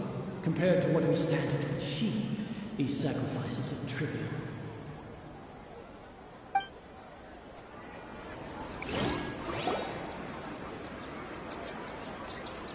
We're still in the same day!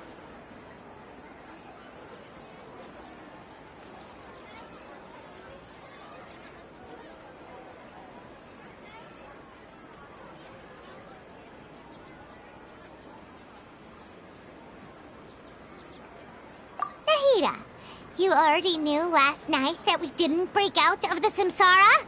Why did you tell us? Would there have been a point? You would have spent the night with new worries, with tomorrow still out of reach. In that case, you might as well rest within that brief moment of hope. An opportunity like that doesn't come by often, and I thought it might help you clear your minds. Paimon thought the Duke did that! Whatever. Guess you were looking out for us after all. Of course. In the time we've been together, you two have been everything to me. Paimon's flattered and everything, but maybe you're taking things a little fast. What I mean is, even though I had asked you to solve this puzzle, you two are still the only ones who can see me and sense my presence. In other words, if you weren't here, I may as well not exist. That's why you two have been everything to me. Get it?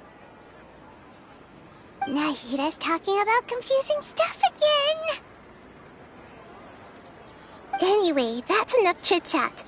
So, Traveler, did the new clues yesterday help you gain a new understanding of the situation?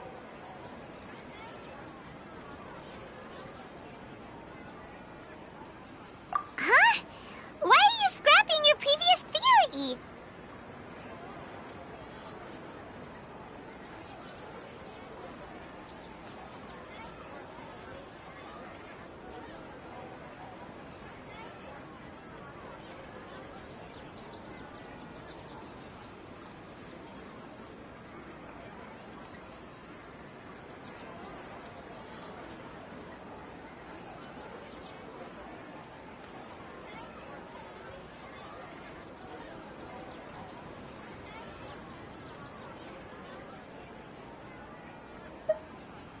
Oh, yeah! You're right! Gosh, how did we not notice that? In a simple time loop, people's physical conditions should also reset. So, what's your new hypothesis?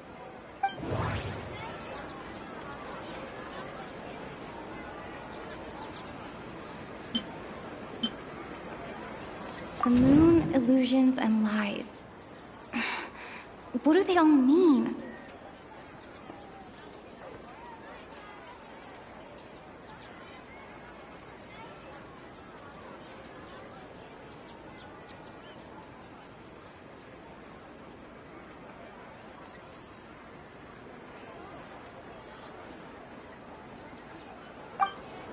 Mercenaries rely heavily on muscle memory.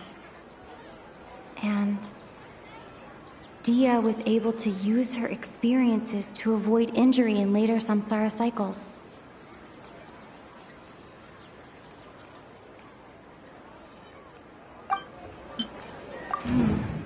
The beep is a prompt tone for Akasha operations. We still hear it every night, even though we removed our Akasha terminals.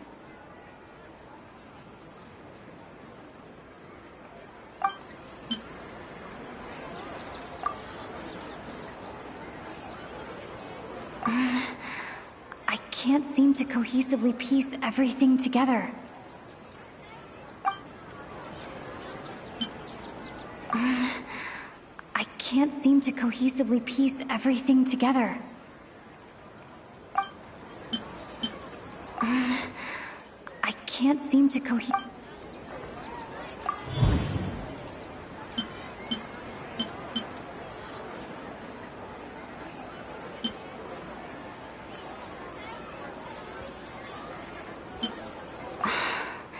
That doesn't sound right.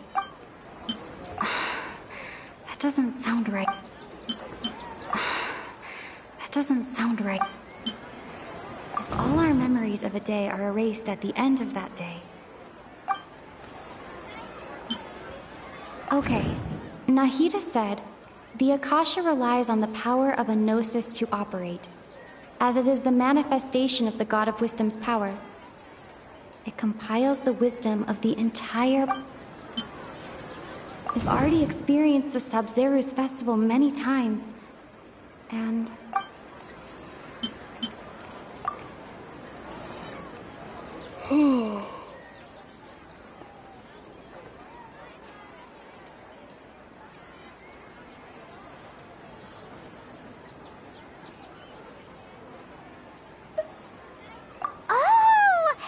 beep we hear every night could just be indicating the deletion of our memories. That's why when we wake up, everyone thinks the Sub-Zero's festival hasn't happened yet. It's already the next day, but everyone still thinks it's the day before. But muscle memory can't be erased. That's why Dia has been getting better at using her greatsword. Now everything makes sense. A brilliant deduction. Nahida, tell us if we're right or wrong. To put it simply, it's as if you've mistaken a pyro crystal fly for a firefly in the night. You lost sight of its true nature because you focused too much on your perception that it glows. That isn't simple at all!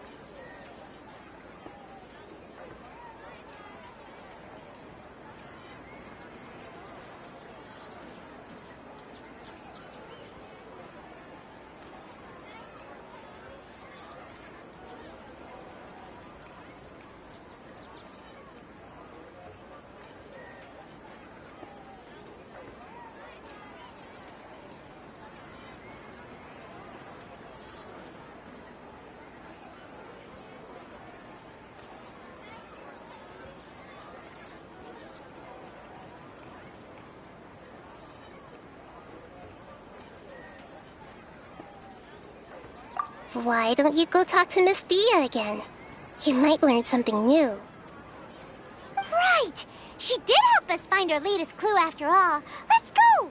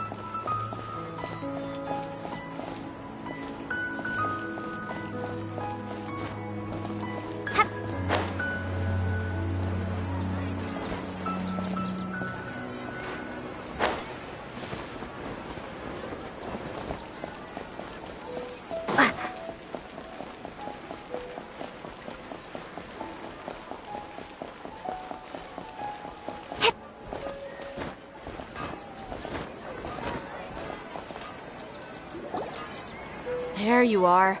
Really took me a while to find you. As expected, Dia also didn't get hurt today.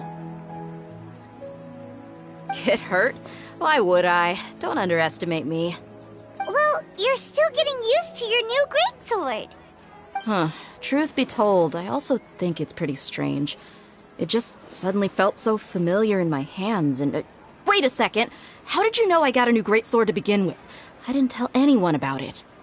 Traveler, could you explain the situation to her today? Paimon's gotten a little sick of doing it.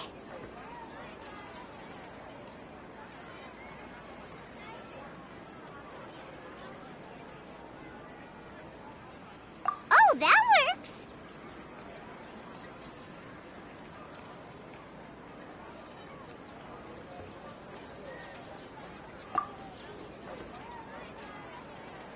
What happened to you guys while I was gone? Did you get brainwashed by some cult? Don't think too hard about it. Just take what we're saying at face value. Alright then, let me get this straight. You're telling me that my body's already gotten used to this greatsword, but my brain just doesn't remember it? Yes, your memory's being erased every day! Then I'd have to disagree. That's impossible. Oh? Why do you think that? If we've actually been reliving the Sub-Zeru's festival day after day, then what happened to the things we used, the money we spent, the food we ate? Common sense says my wallet should have emptied itself a long time ago. There's no way I wouldn't have noticed that.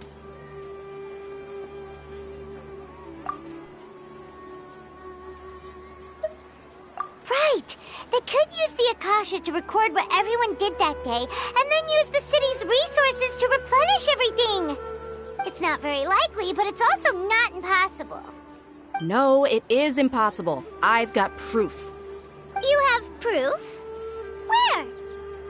You two are surprisingly serious about this nonsensical discussion. Fine, I'll play along for a little longer. Come with me, Miss Dunyarzad. Please come along as well. I still can't guarantee that this area is safe.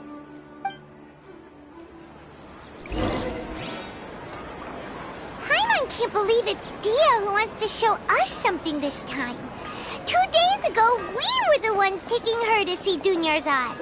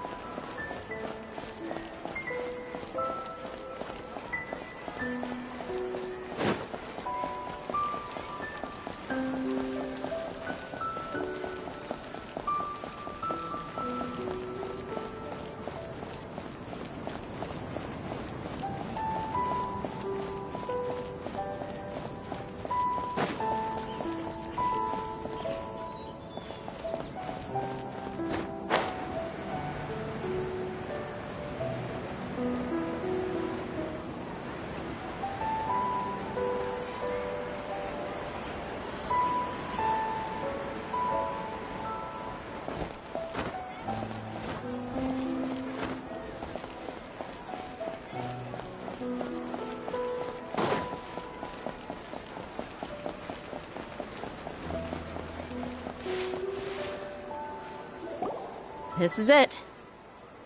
Huh? This is a wooden training dummy. What about it? See those marks on the dummy? Those are the result of several days' worth of practice. Let's say the sages didn't replace it every day. Shouldn't it be hacked to pieces by now? That's true, but what if they did? Then the sages would have had to reproduce every mark I left during previous training sessions. I'm a professional fighter.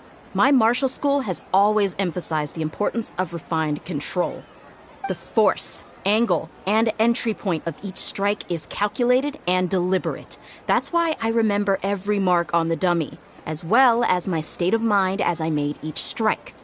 It's just as they say, each swordsman has their own unique style, and even the same swordsman can't make the same cut twice. It would be impossible to copy these marks.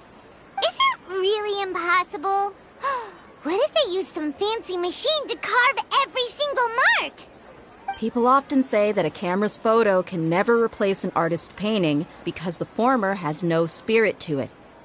The same thing applies here. At a mere glance, I can differentiate carved marks from the results of combat training. Whew, I hope that cleared things up for you. Hey, is this that new brain exercise game that's been super popular with the scholars lately? It's surprisingly fun. Anyway, it's getting late. I should escort Miss Dunyarzad to Nilu's stage. See you later. Well, back to square one. Is our memory deletion theory also wrong? But at least we've reached some other conclusions in the meantime.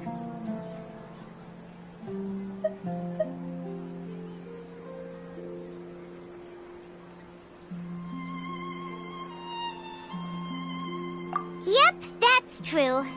So, can we think of any new ideas right now? Strange? Paimon feels... Huh? Leaving the city? You're right!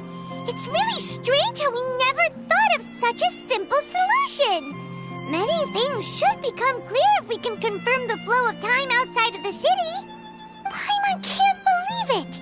Did we miss this because we're tunnel visioning too hard on our other theories? Or because we're just too tired?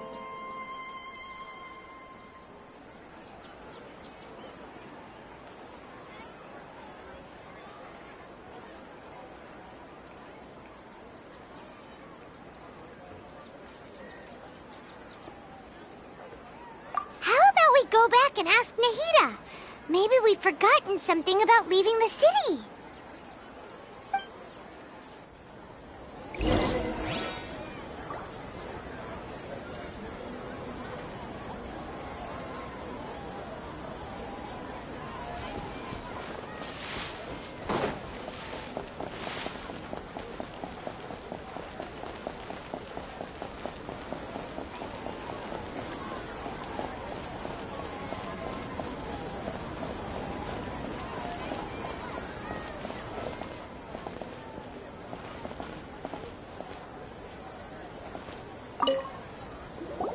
Nahida, we're back! You're back early today. Did you find something new? Sort of. We're mostly sure now that we're not in a time loop. And we also aren't in the real world. But at the same time, we have a new question.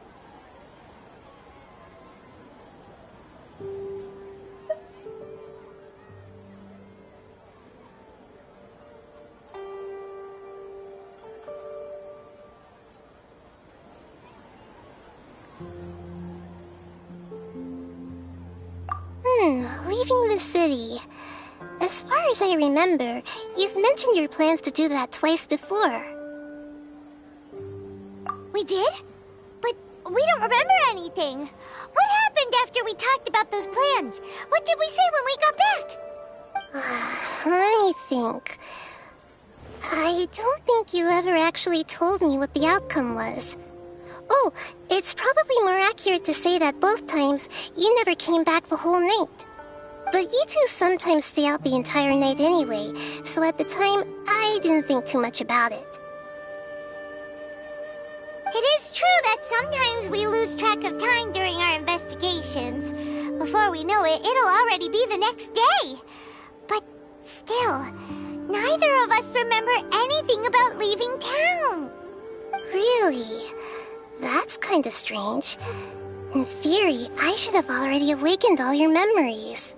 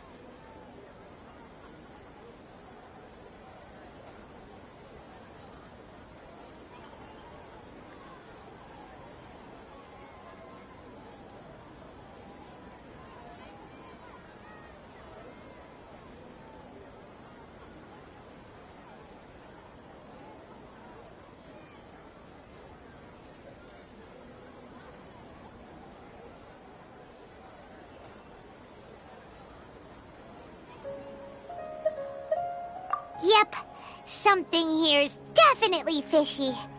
Let's get to the bottom of this tomorrow.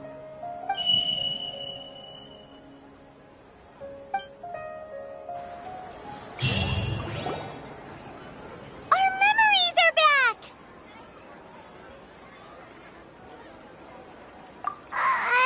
About that... Well... Traveler, aside from your memory, listen to it and you'll understand. Can't go back. There are countless spaces here. Our Sub-Zero's festival in Sumeru City is just one of them. Traveler, you should be missing 2 days worth of memories. Paimon will fill you in. It's time to carry out our plan from yesterday.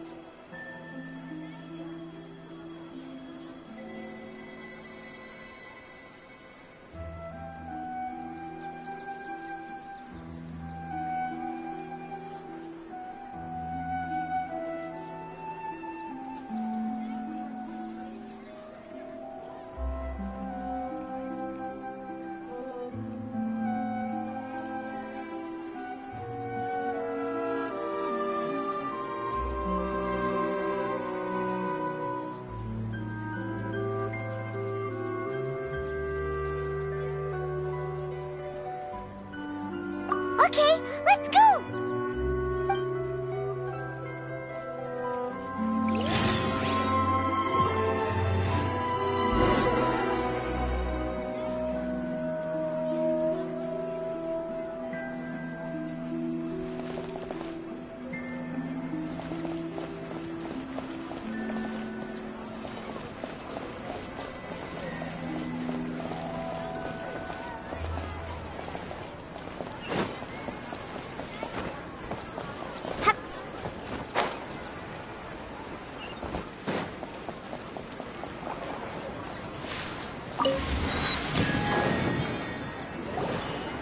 Why can't we leave the city?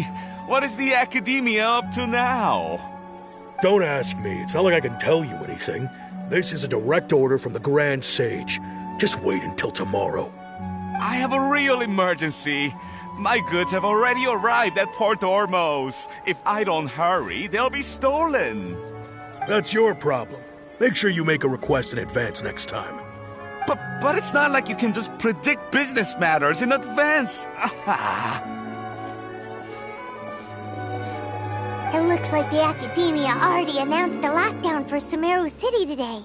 How completely unsurprising. Let's go and question them. Hello, sir. Why can't we leave the city today? Here we go again. Don't ask me. I don't know either. We just received an order that no one is allowed to enter or exit Sumeru today. They didn't tell us anything else.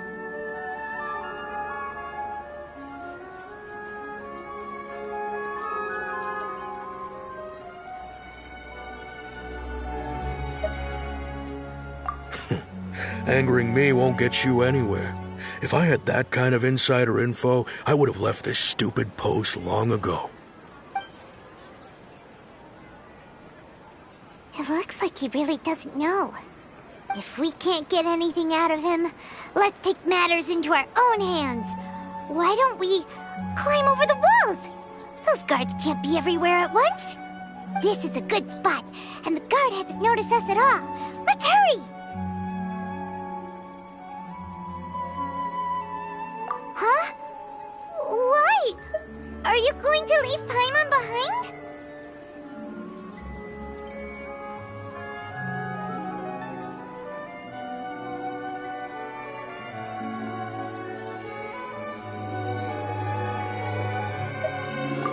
But what if things get really weird out there and you get into some trouble? Then Paimon won't be able to help you.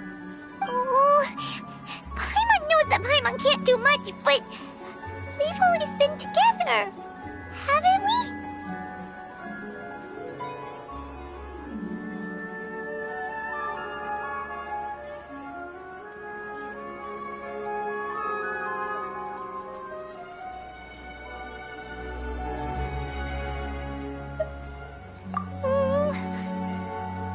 Okay. Paimon will wait for you. Promise Paimon that you'll come back as soon as possible.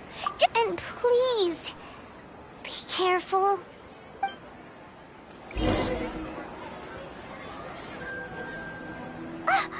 Memories!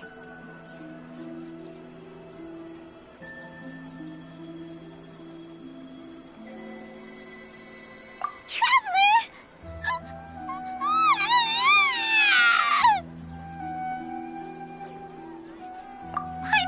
Paimon would never see you again! You just disappeared! Paimon waited for you for hours and hours at the city wall and you never came back!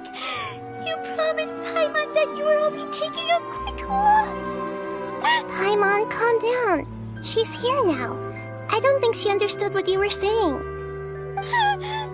Paimon doesn't care! Paimon wanted to go look for you, but you also said that Paimon should stay! Paimon was so worried and so scared the entire day!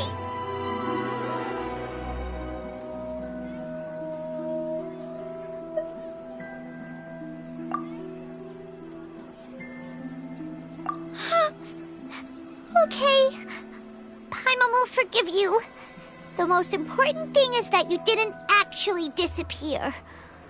Oh, Paimon was so scared that you had gone into another world. Okay. Paimon, can you tell us your perspective of what really happened yesterday? I see.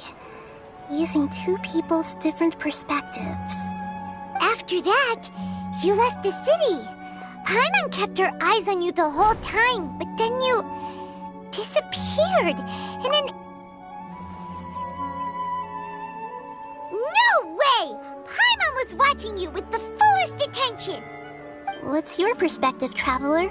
You sure you don't have any memory? I guess that explains everything. You also lost your memories the last 2 times you tried to leave the city. Those days' memories can't be awoken. So, if we leave the city, our memories... It really sounds like something big outside of the city is being hidden on purpose. We'll also never discover what's outside!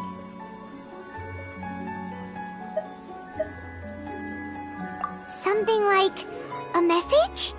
But how can we send it back? Don't look at me like that. I'm not used to being stared at. Well... Okay. You want something that can pass on messages, right? Give me some time and take care of Dunyarzad for me. Yep! Now we're talking!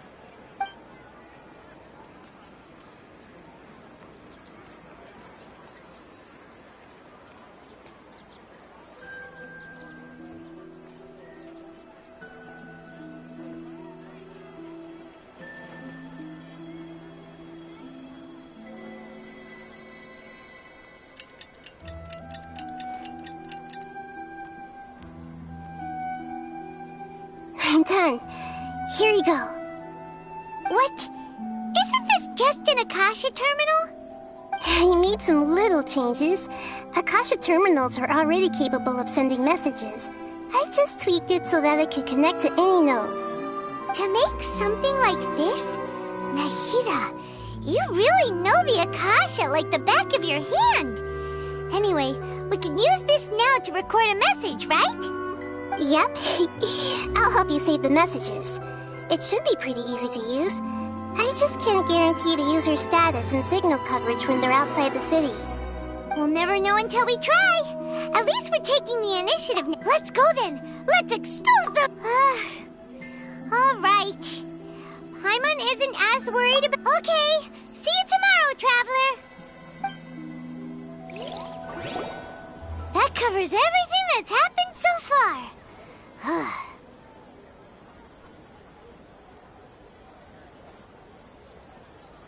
Yes, although the signal was choppy and had some interference, we still managed to receive 2 messages from you when you were outside. Okay, now that you understand what's going on, let's hear the messages together.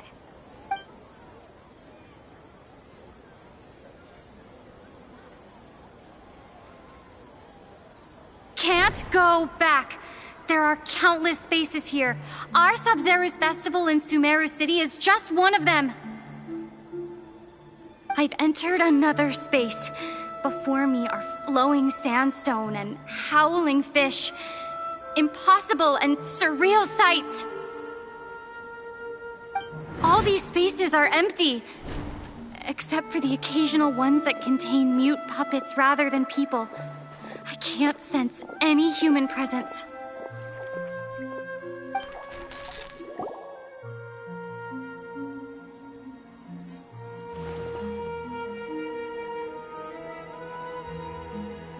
That's one heck of an info dump.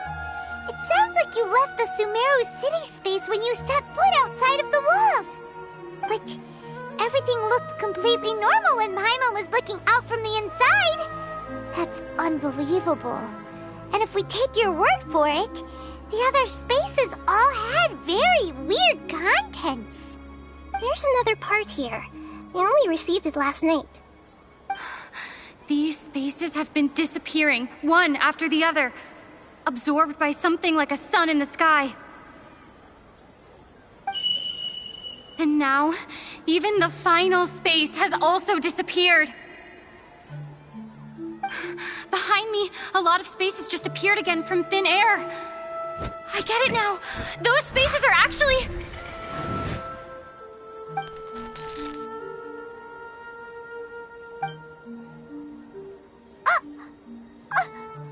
Why did the message end right there? What did the Traveler want to say? What are those spaces? Probably because yesterday just happened to end at that moment. Oh, right. Paimon did hear a beep from the Akasha. Did it come from here or from the message? The message. It should have come from the Traveler's Akasha terminal. After the beep, Traveler said even the final space has also disappeared. Traveler, what do you think that final space could have been?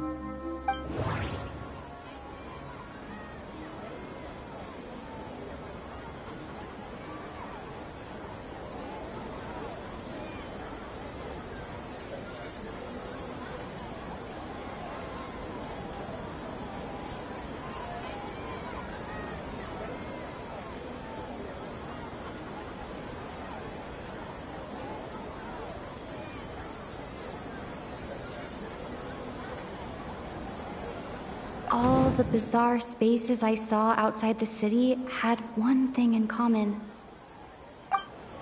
Was that space actually the real world? My impression is that each day in this samsara only ends at the sound of that beep from the Akasha. That doesn't sound right. That doesn't... Oh, so that's what it is! After the sound of the beep, the final space, the Sub-Zero's festival, also disappears, and we're taken to the next day. Later on, Traveler also mentioned a bunch of new spaces materializing behind them. Do lots of new spaces appear every day? Paimon's head is spinning. Just what are these spaces anyhow? Well, consider this. For all the horrors of the Archon War, at its heart, it was just a game where a bunch of gods fought over 7 seats. So no matter how strange or spooky things may look on the surface, maybe all they point to in the end is a small and simple secret. Wow, the Archon War, huh? That's an analogy and a half.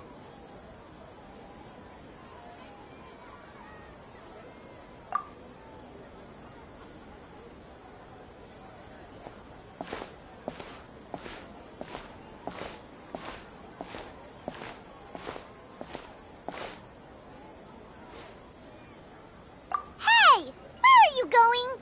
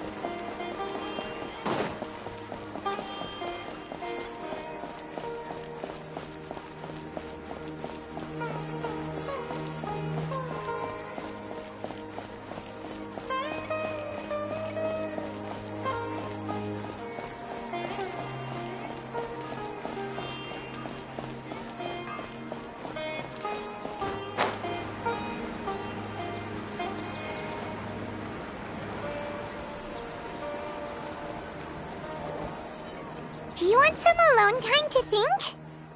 All right then, Paimon won't disturb you.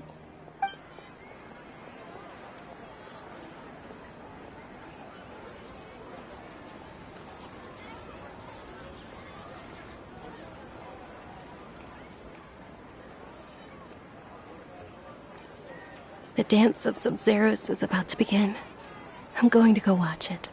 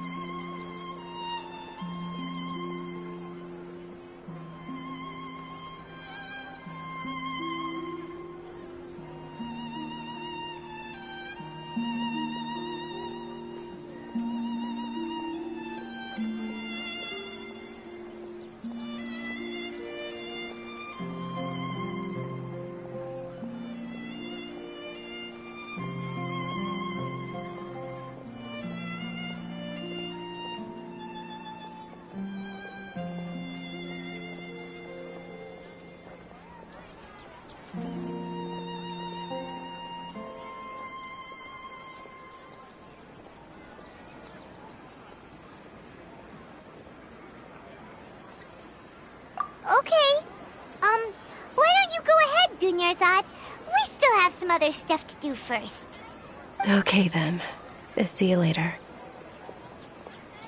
Have you figured it out yet, Traveler? Time is ticking away!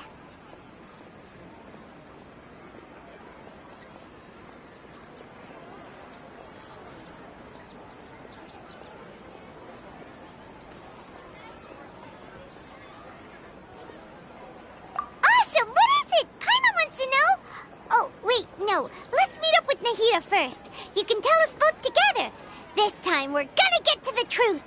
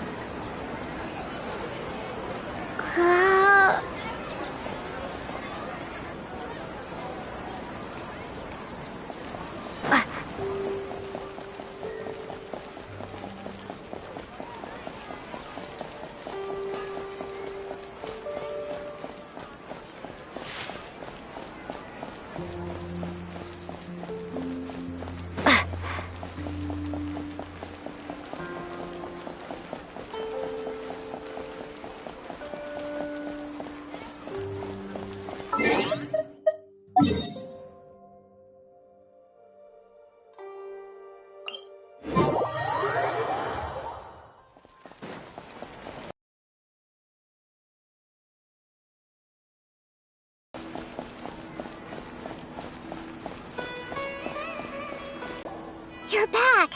I've been waiting forever for you two. Judging by the looks on your faces, are you ready to take your Sub-Zero's exam and graduate from the festival?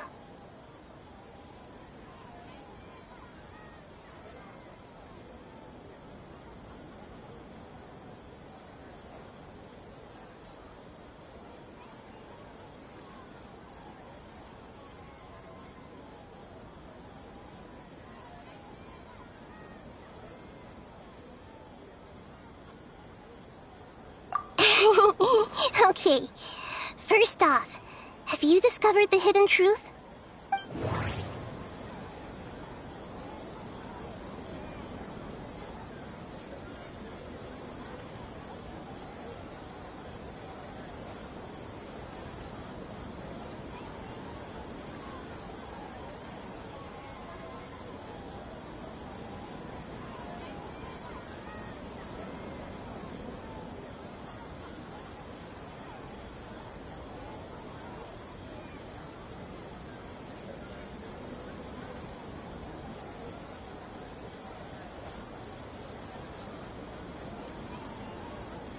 Okay, Nahida said, the Akasha relies on the power of a gnosis to operate, as it is the manifestation of the...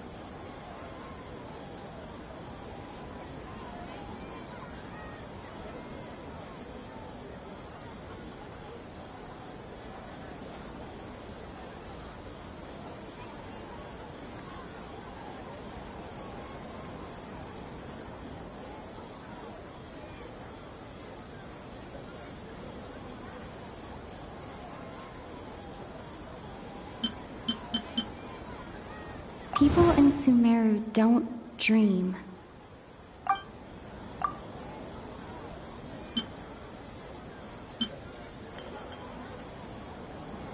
I can't seem to cohesively piece everything together. I can't seem... I can't seem to cohesively... We've already experienced the Sub-Zero's festival many times. And all the bizarre spaces I saw outside the city had one thing in common. Those spaces remind me of... dream...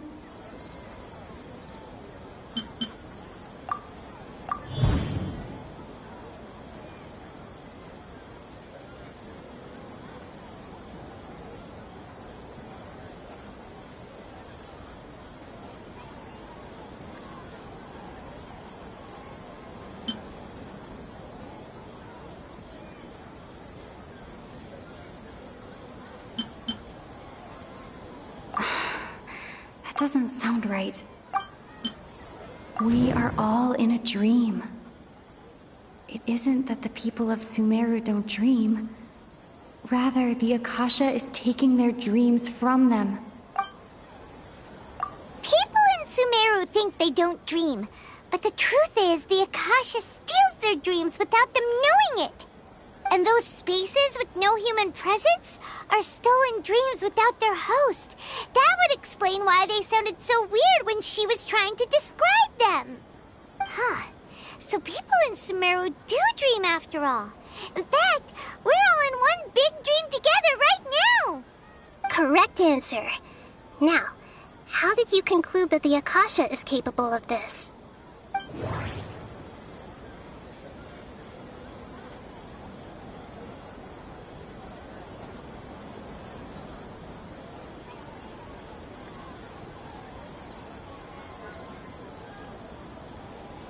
The Akasha relies on the power of a gnosis to operate. That doesn't sound right. I need to carefully think things through. It is the manifestation of the God of Wisdom's power.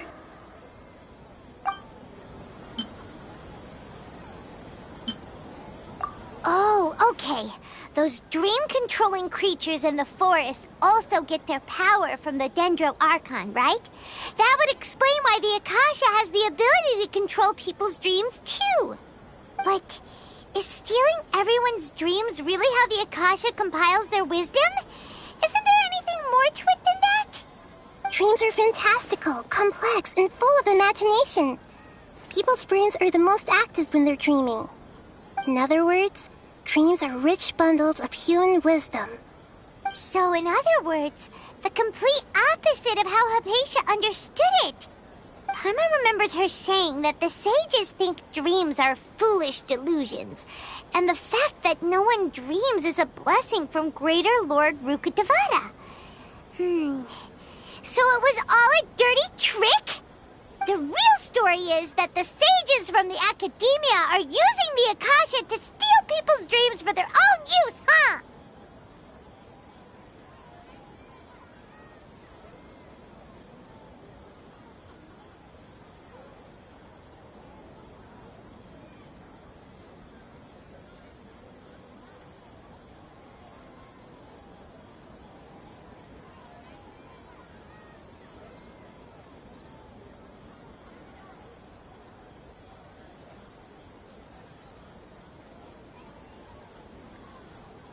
Oh? By the sounds of it, you understand the current situation pretty well. So then, what about the Samsara?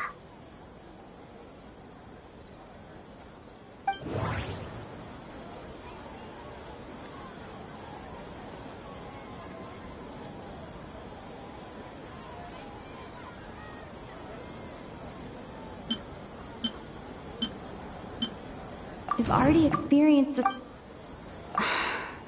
That doesn't... Those spaces kept disappearing before my eyes. But as soon as that beep sounded...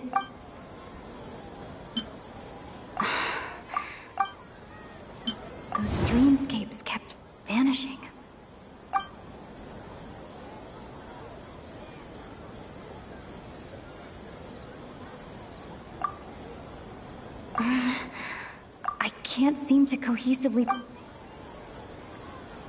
I can't... Grand Sage said, go celebrate the birth of that god to your heart's content. That doesn't... My mind feels exhausted, even though I haven't done too much thinking. The beep is a prompt... I can't... I can't seem to cohesively piece everything together.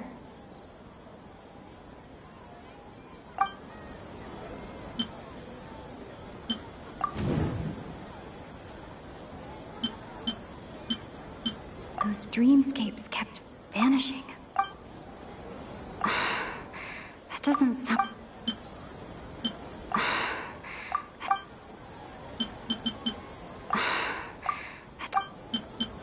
Correct. The Akasha is keeping each person's brain in a constant dream state, but also separating their consciousness from their own dream. Their disembodied consciousness is placed inside the collective dream of the Sub-Zero's festival along with everyone else's, while their now vacant dreams are harvested by the Akasha. No one is any the wiser as another day passes in the dream, and so begins another samsara cycle. People wake up to yet another dream about the Sub-Zero's festival. The dreams that belong to them are once again harvested by the Akasha, and so it continues. So, this is like a dream factory, and the Akasha is a dream harvesting machine. Did Paimon get that analogy right? Very good, Paimon. Using analogies well is an excellent habit to get into. Okay, so that beep we keep hearing is actually from our real-life Akasha terminals. Taking off our terminals in this dream doesn't do anything. Alright, last question. Who am I?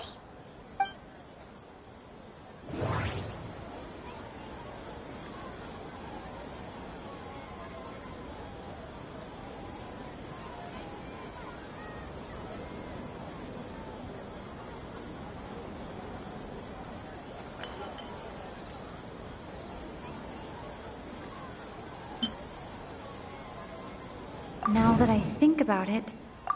What? That doesn't sound right. I need to carefully... They say that alchemical divination... So you noticed. I thought that one would be the hardest question. That's why I put it last.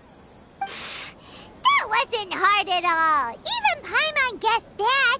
Everything about you is different. We just didn't want to expose you is all. Now that you mention it, Nahida, you've been hinting to us since the very beginning. It's funny, thinking back to when we were asking all over the place for info about Lesser Lord Kusanali. Paimon didn't expect to meet you like this.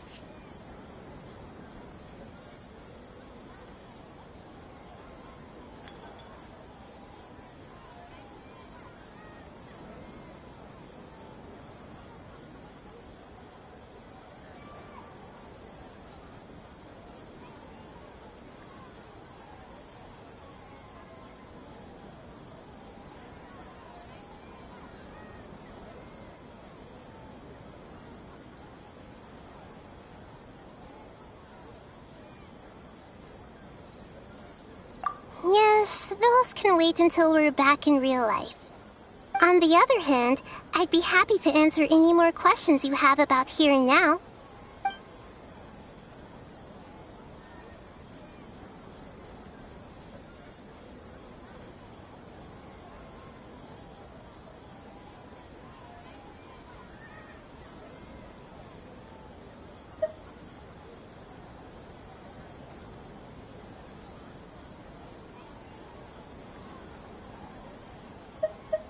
I know, right?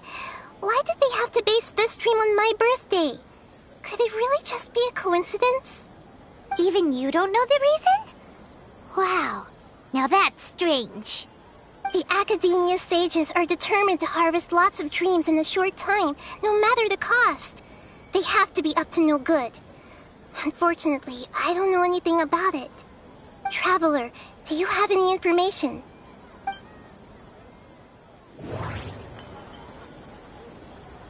Those spaces remind me of... dream.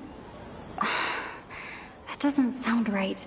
I need to carefully think things through.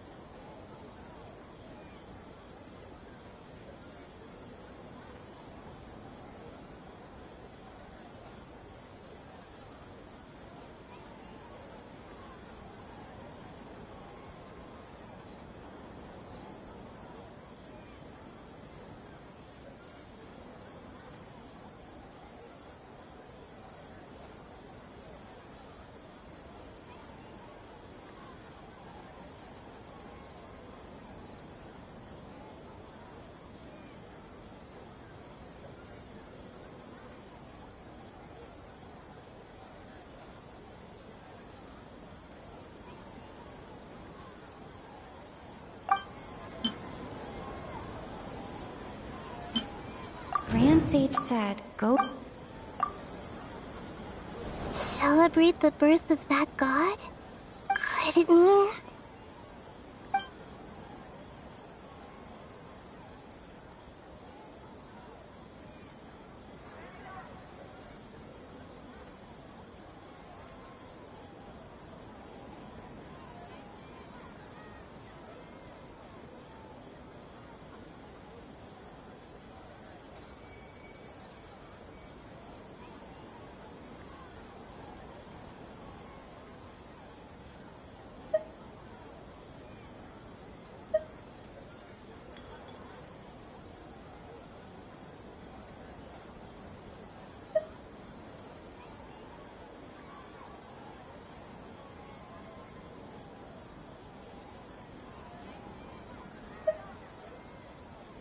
Deceiving the people of Sumeru with no regard for their safety. No matter what they're trying to do, this is unforgivable. After we end the Sub-Zero's festival, Samsara, we have to look into them. How can the sages of the Academia do this behind their Archon's back? This is ridiculous! In the end, I'm just the moon. The real sun is long gone. A sun and a moon? Nahida's talking in riddles again. Oh, we're out of time today. I'll tell you how to break free of the Samsara tomorrow. See you then.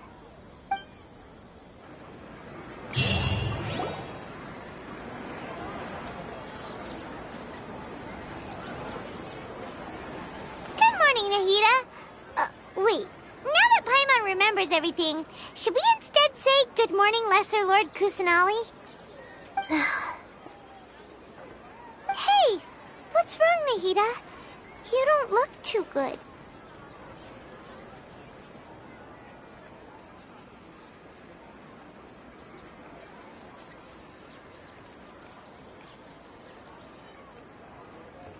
I'm afraid that what you're thinking right now is correct. Did Dunyarzad already disappear? No way! Are we too late? The real Dunyarzad's consciousness has indeed disappeared. It can no longer endure the constant dream harvesting.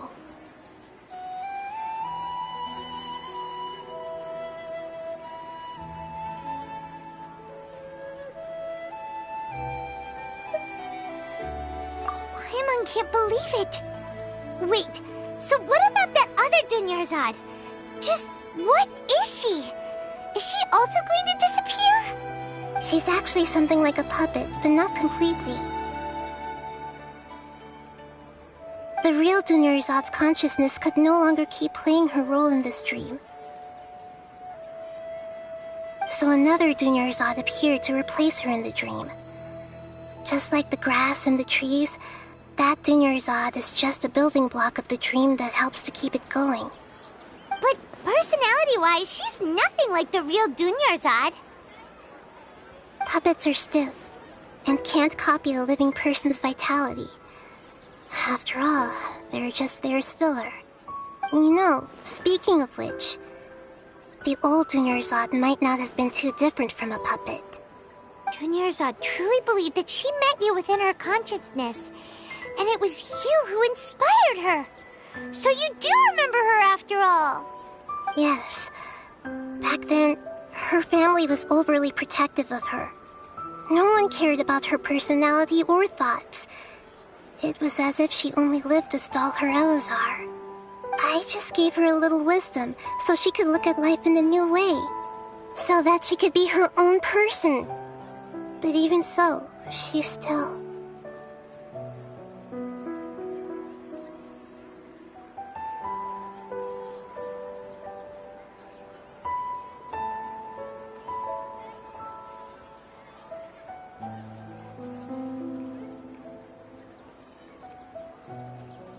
Far from it. I'm still a long way off from being a real Archon. I couldn't even save her. If I were a competent Archon, I wouldn't have let my most faithful follower die at the Sub-Zero's festival with so many regrets. Please don't Don't beat yourself up over it, Nahida. It's the sage's fault, and theirs alone. I'm not beating myself up. All I did was to rationally observe the distance between myself and a real Archon. Don't be like that, Nahida. Even real Archons are still allowed to be sad.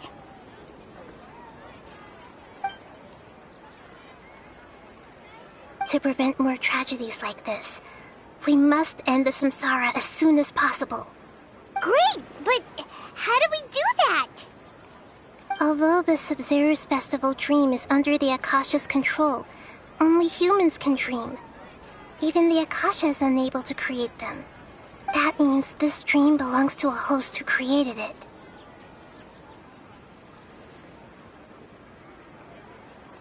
Huh? So, how should we find that person? Well, if this is someone's dream, then everything here must come from deep within their consciousness. Which means, with the power of imagination, they can change anything in this dream. Imagination? What do you mean by that? Imagination means breaking through what you perceive as normal. Like when the server at a tavern brings a plate to you, you'd naturally assume that food is on it. However, if you're the dream's host and you become aware that you're dreaming, when you imagine gold and more on the plate, the dream will respond in kind, and the server really will bring you gold and mora. But right now, our host is unaware that this is a dream. No matter how many times they're served, it will always be food. Find some way to make that person realize that they're dreaming. Usually, once that happens, the person will wake up and the dream samsara will be broken. How are we going to find them, though? If it could be anyone, it'd be like looking for a needle in a haystack. And even if we did find them, how are we supposed to make them realize they're dreaming? After all, like you said, don't wake a sleepwalker. It's extremely difficult, yes. But the only ones who can do it are you two. Remember, everything you've achieved up to this point has all been for the sake of finding the host and ending the samsara. As for me, during this time, I'll be out of town. Out of town? Are you going to that place full of dreams where the traveler went? Yes. I want to try something. There must still be a small wisp of possibility. Hurry and go. Dreams are supposed to be fantastical, romantic, and full of pleasant surprises. Unnecessary things like this samsara need to end. Paimon's still a little upset that we've come this far only for Dunyarzad to... She was such a good person, with such a simple wish. But fate was against her.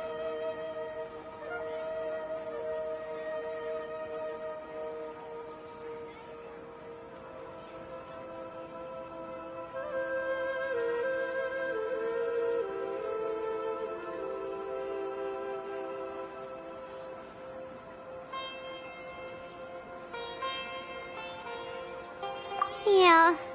Saving Dunyarzad is what kept us going this whole time. But we mustn't lose hope, Traveler. Dunyarzad would definitely want to see us save everyone else. So let's break the samsara for her sake. Paimon's wondering, do you think the sages would get one of their own to be the host of this stream? Feels like it would be easier to control it that way, no?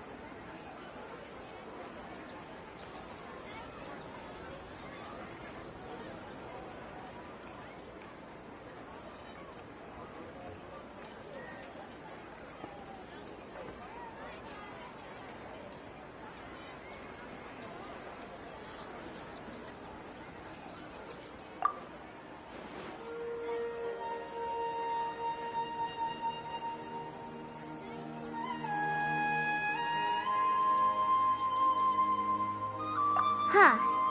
That's true. Plus, the sages probably weren't counting on there being other factors beyond their control, like Nahida and us. So, who do you think the host of the dream is?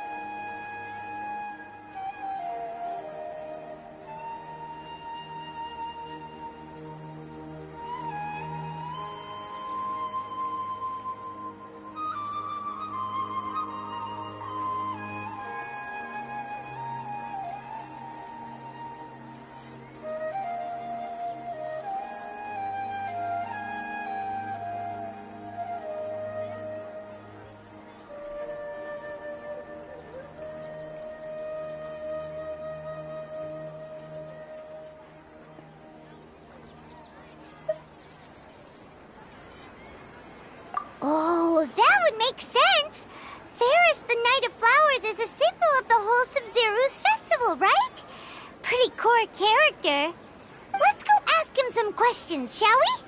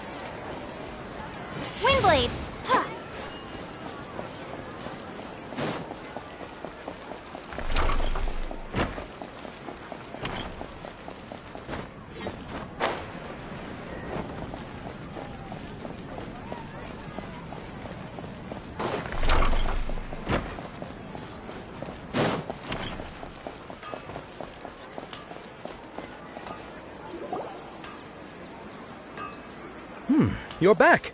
You left in a hurry last time. Is everything okay? Everything's fine, just, it's a little hard to explain. Would you mind taking part in a little experiment with us? An experiment? That came out of nowhere. I'm listening, though. What do you need me to do? Could you make a wish?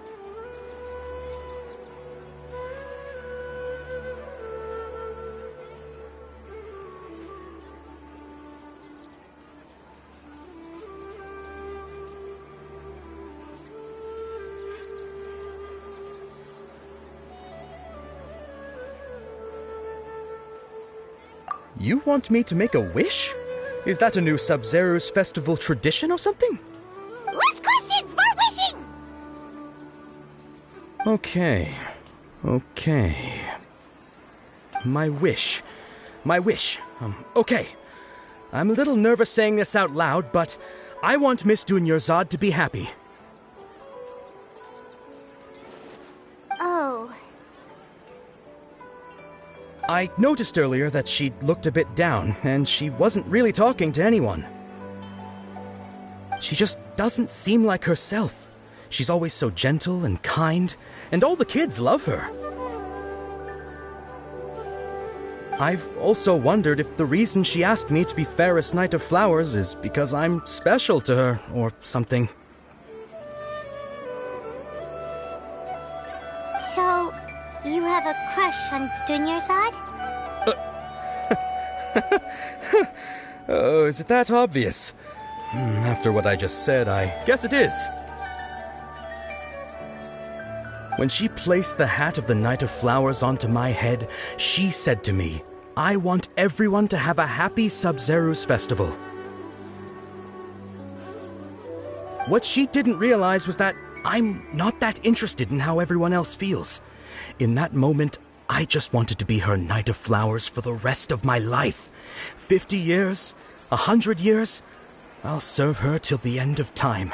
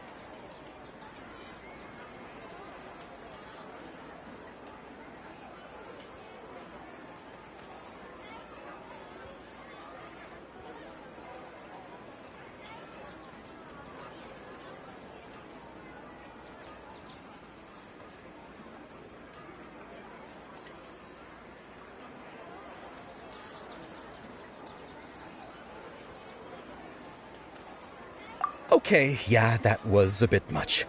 Felt like the right moment to get it off my chest, but that was pretty embarrassing. Okay, I'm ready to make my wish. I would like Miss Dunyarzad to appear in front of me right now with a smile on her face. Here goes. Please come true.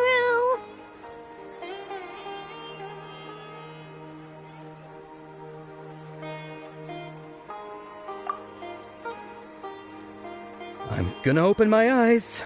Oh, you're... What? Fucky? Sorry, but only one portion of Yalda candies per person. Back home you go. Nice try, you two. Anyway, never mind. I don't need to see her appear right in front of me. As long as she's happy. Guess he isn't the host of this dream after all. Should have expected it wouldn't be this easy.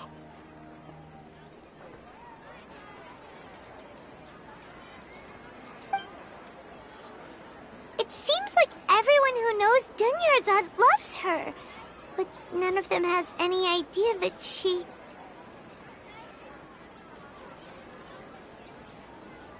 My lady, step back. That sounds like Dia! Oh. Huh? But Dia can handle them! Hey, Traveler!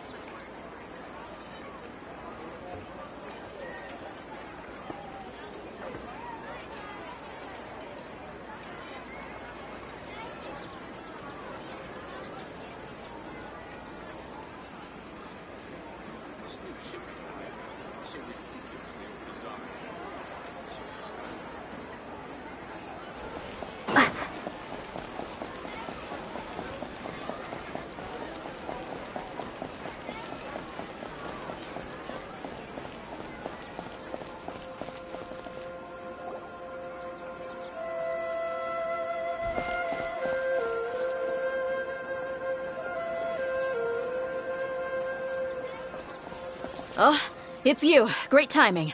Please take...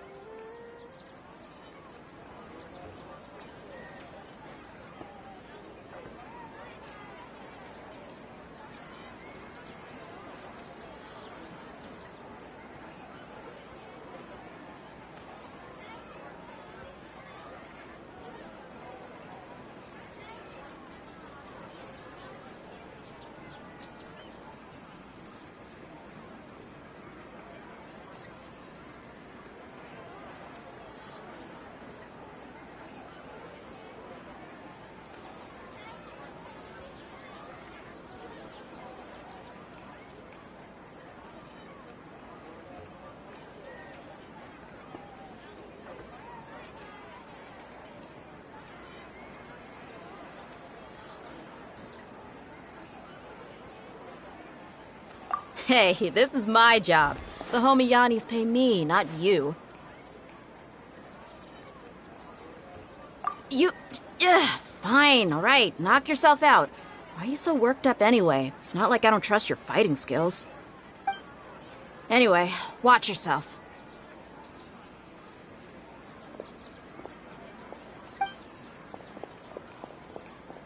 So you got yourself some backup. Suit yourself. You're going down!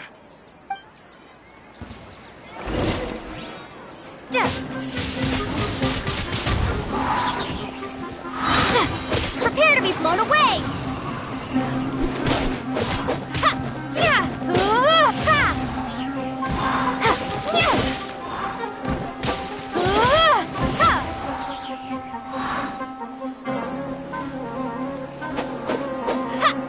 Where do you think you're going?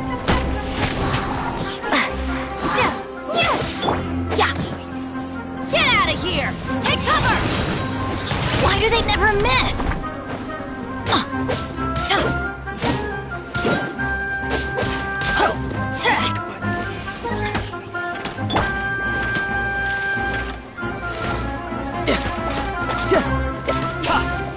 Law of the jungle! Who's next?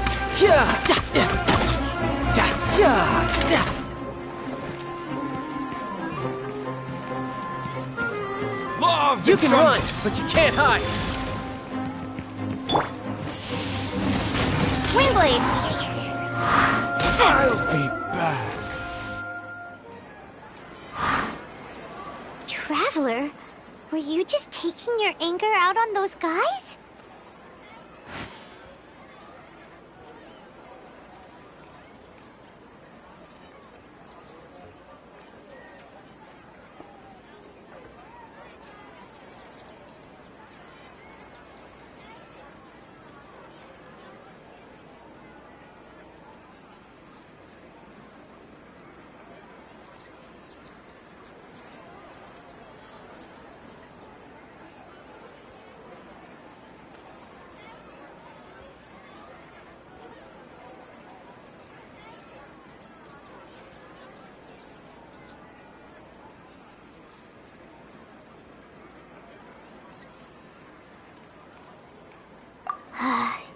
You and Nahida both. Dunyarzad wouldn't want to see you two like this. Speaking of her, Paimon just remembered something. Remember how during the first Sub-Zero's festival, before the Samsara started, we came here with Dunyarzad because she wanted to pick something up? She said it was because she had forgotten something.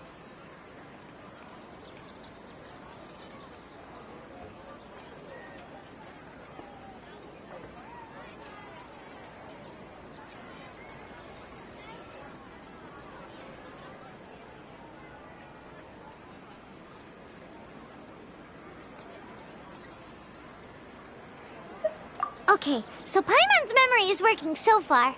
Anyway, Paimon also remembers that she is staying somewhere around here. She pointed it out to us the night before the Sub-Zero's festival. Yeah, even if it's only a tiny clue, it'll probably still help us more than this needle in a haystack search.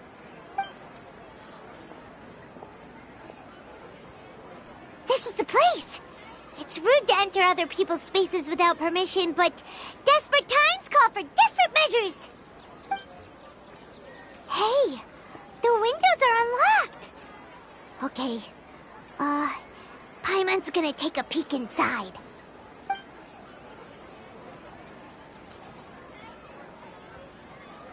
This was only a temporary residence, so there was pretty much nothing inside except this book on the table. Should we open it?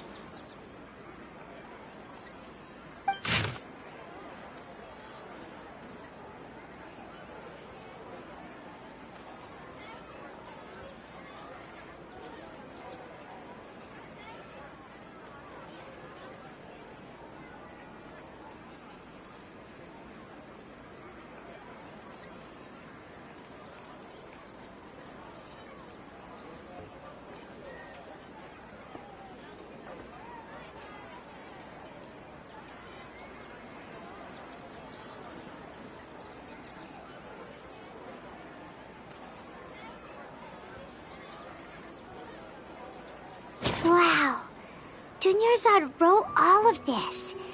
Sounds like she was always thinking of us even while we were away. Even though she was also busy preparing for the Sub-Zero's festival and had all her health problems to worry about. She must have wanted to give this to us as a gift on the day of the Sub-Zero's festival, right? If we hadn't found this book, we never would have known.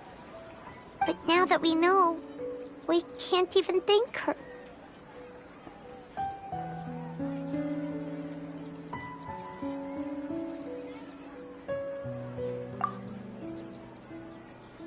Hey! Where are you off to now?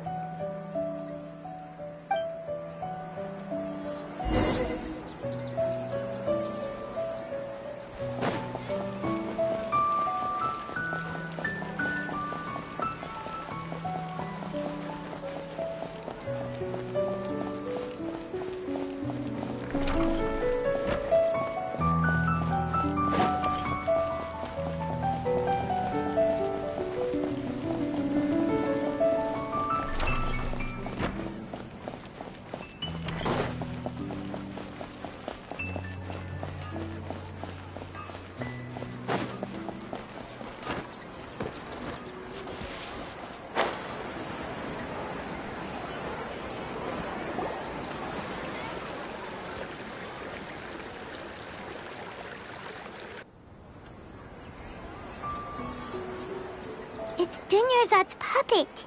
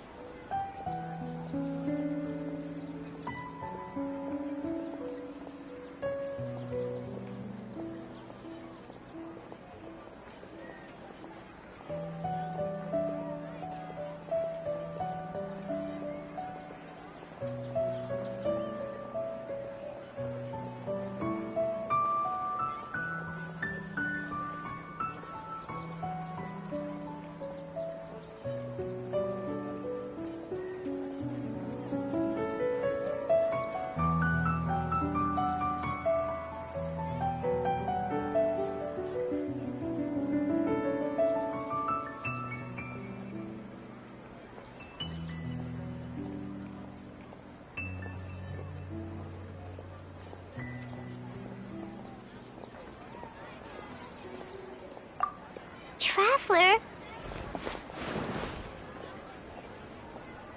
You must be exhausted. Come to think of it, we've been stuck in this place for a really, really long time. Heck, even the last time we were chatting happily with Denyarzad feels like an eternity ago.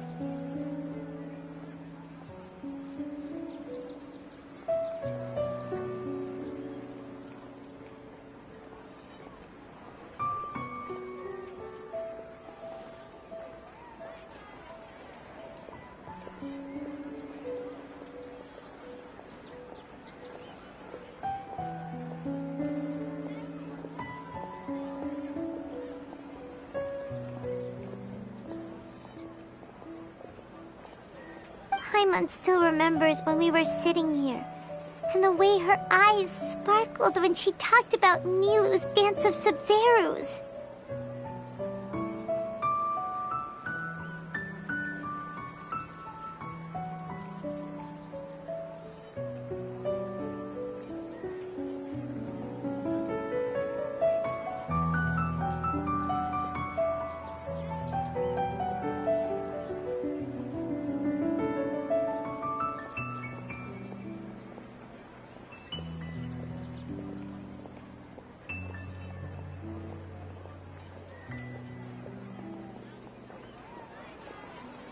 There will always be frustrations in life, but I know that the point of living is not to leave behind.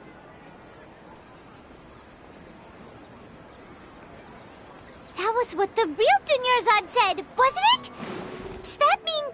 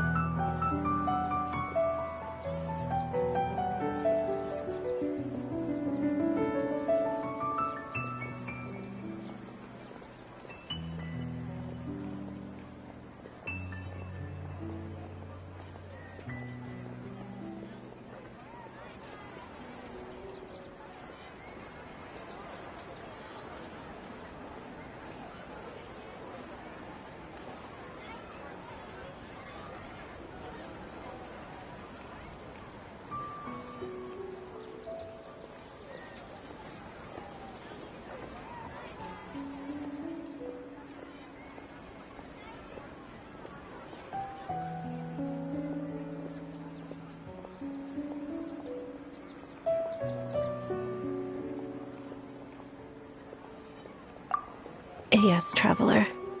What is it? Oh, so she's still just a puppet. But just now, how come... What?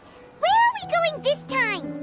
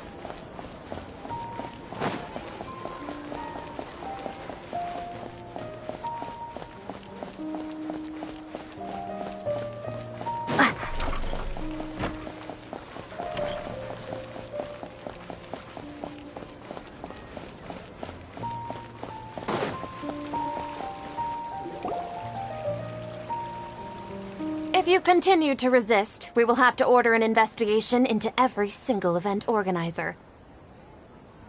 The Grand Sage has already granted you much leniency. I advise that you exercise tact. How did things turn out like this?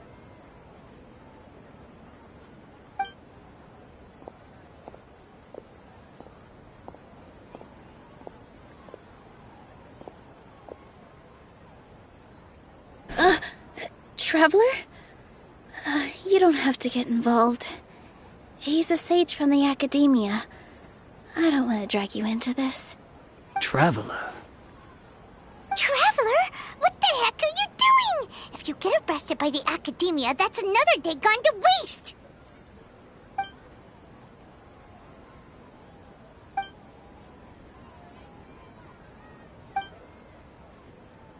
Wait, they're not reacting!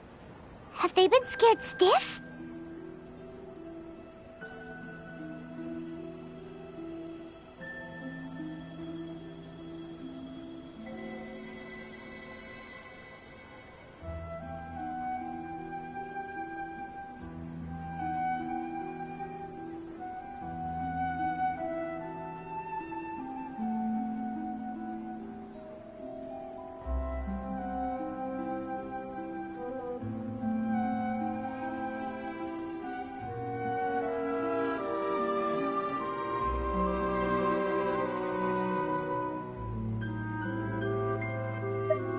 Oh, of course! If this is the Sage's plan, they wouldn't put themselves through this! So they're just substitutes! What is this? What happened to the Grand Sage and his entourage?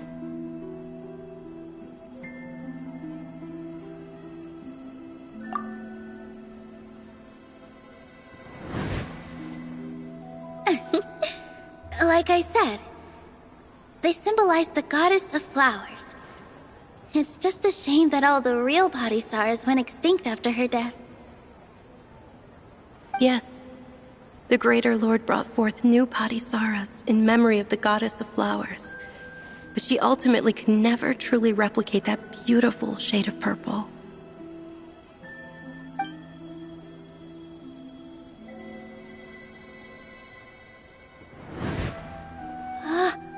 That beautiful shade of purple. Aren't these flowers real Padisarahs? Just like the ones from the legend?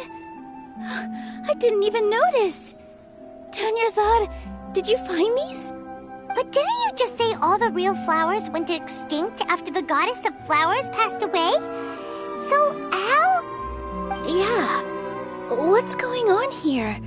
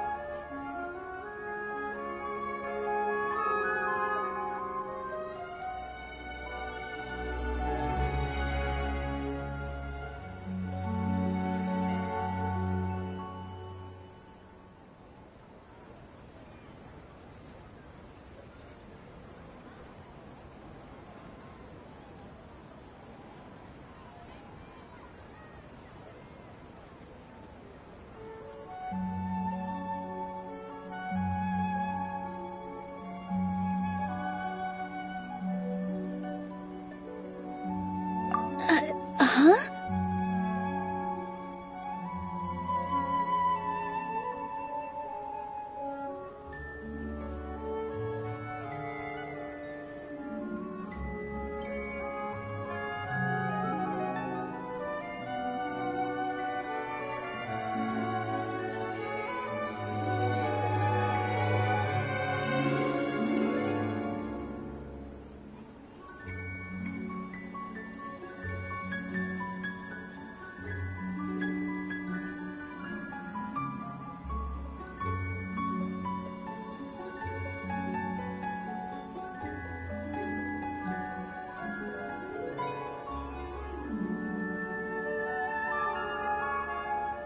You guys are acting weird. But okay, I'll try.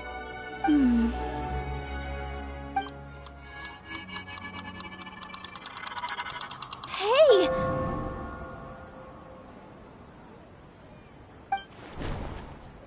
They disappeared! So Nilu's the host! What a surprise! Purple body Saras don't exist in the real world anymore. But in Nilu's subconscious, they can appear as decorations on the stage. It's just like the example Nahida told us. People assumed there will be food on a plate, and Nilu assumed there would be real Patisaras in the flower pots. So when you saw the flowers, you instantly knew it was Nilu?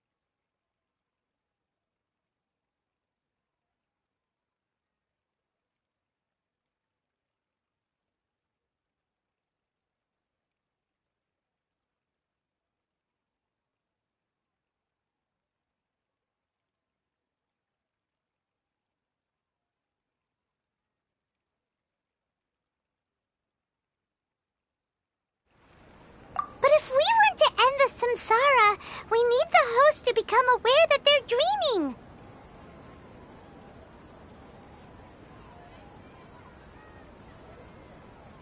How should we make Nilu realize that?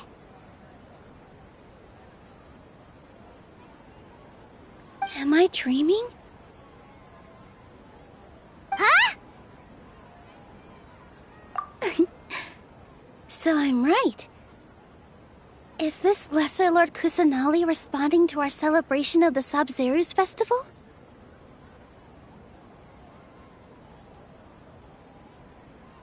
Wrong guess, but you aren't completely wrong either. The point is, what made you think this is a dream?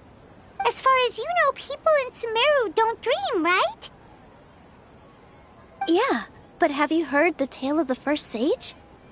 To prevent a calamity, he went on a journey to find the Dendro Archon. Ooh, sounds familiar. Dunyarzad told us a story like that when we first arrived in Sumeru City. So it was about the first sage, huh?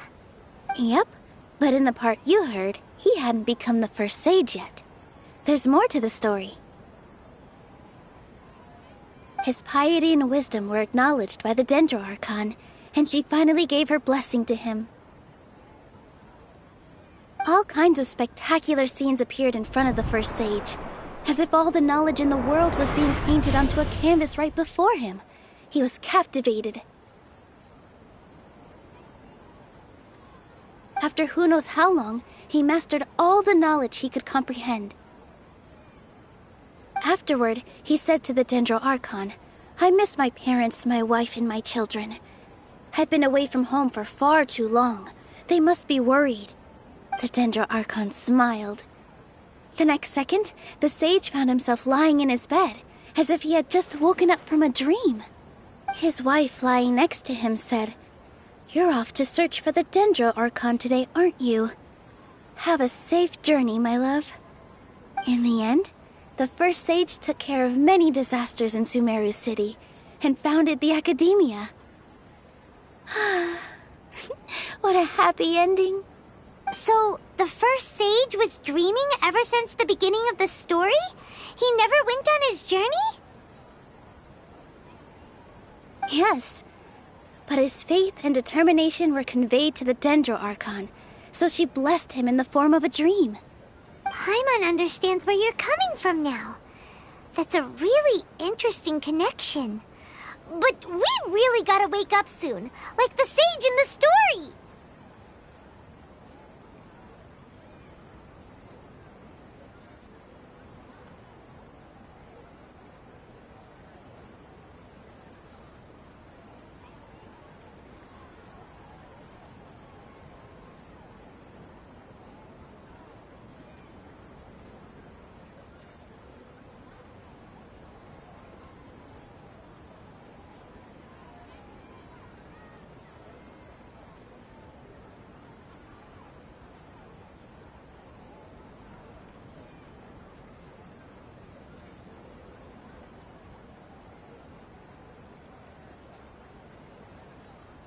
I see. Well, it just so happens that today's Sabzeruz festival is almost over too.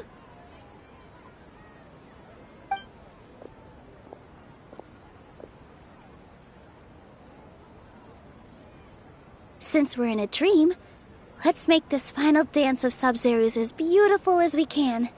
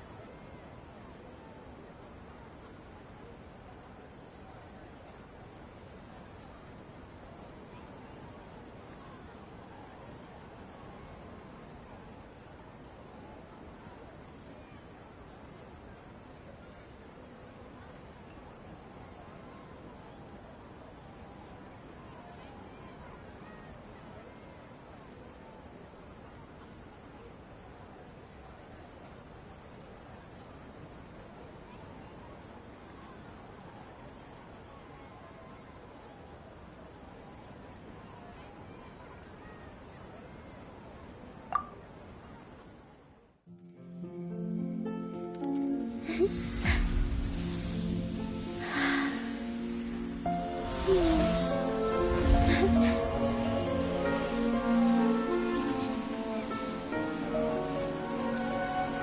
wait is over, everyone.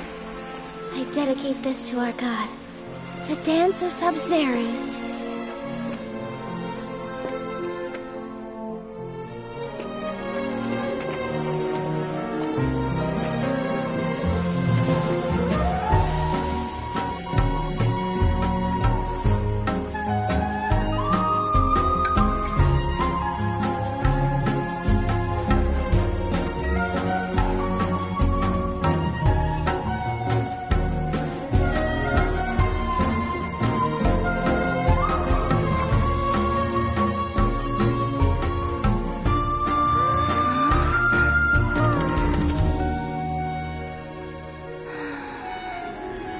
I'd be lying if I said I had no regrets. I would have loved to see Nilou's dance.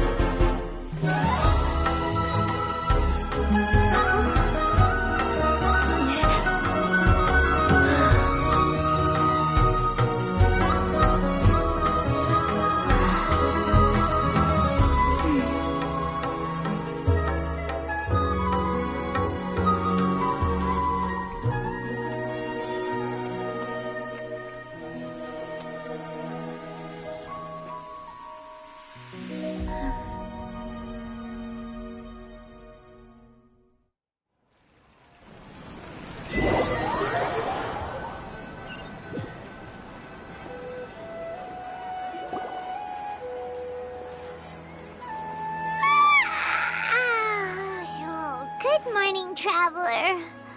Oh, Paimon feels like she's been asleep for the longest time.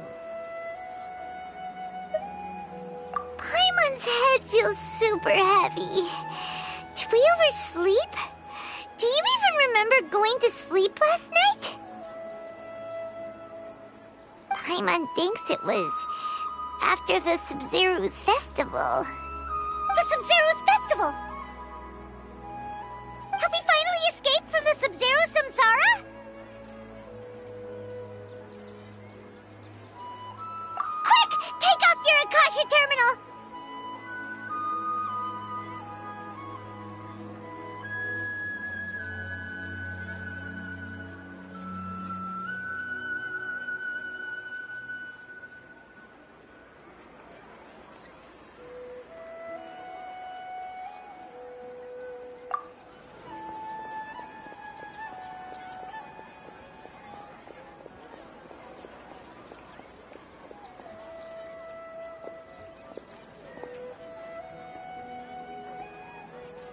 She's not in her room. What happened?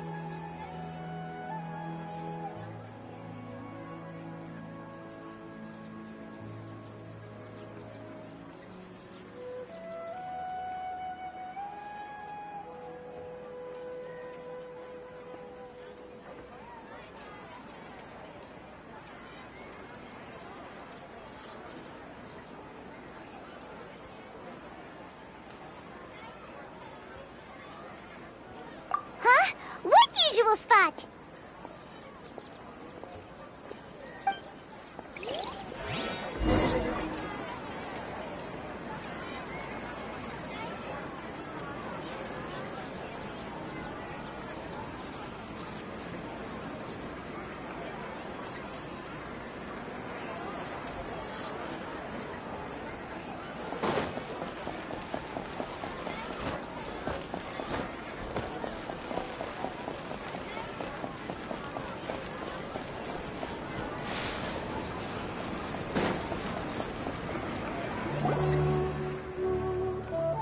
Well done, Traveler and Paimon.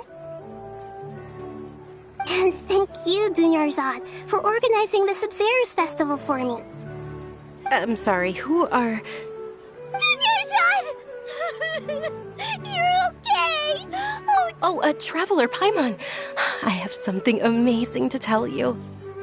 I just had a dream, and I saw Nilou performing the Dance of Sub-Zerus.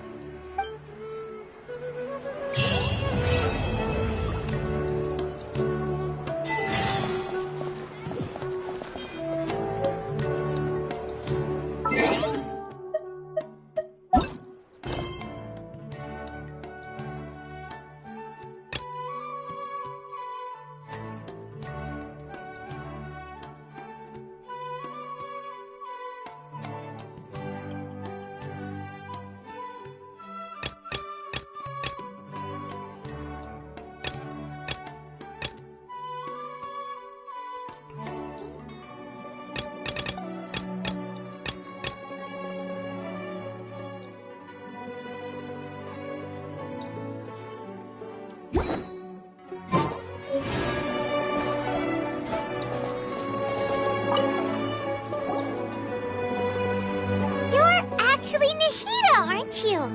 Paimon felt like Catherine was acting weird when we met at the Sub-Zero's festival. And... Dunyarzad, did you save her? It's a really long story. We shouldn't disturb her. Her consciousness is still weakened. Let's chat somewhere else. How about by the Traveler's favorite bench?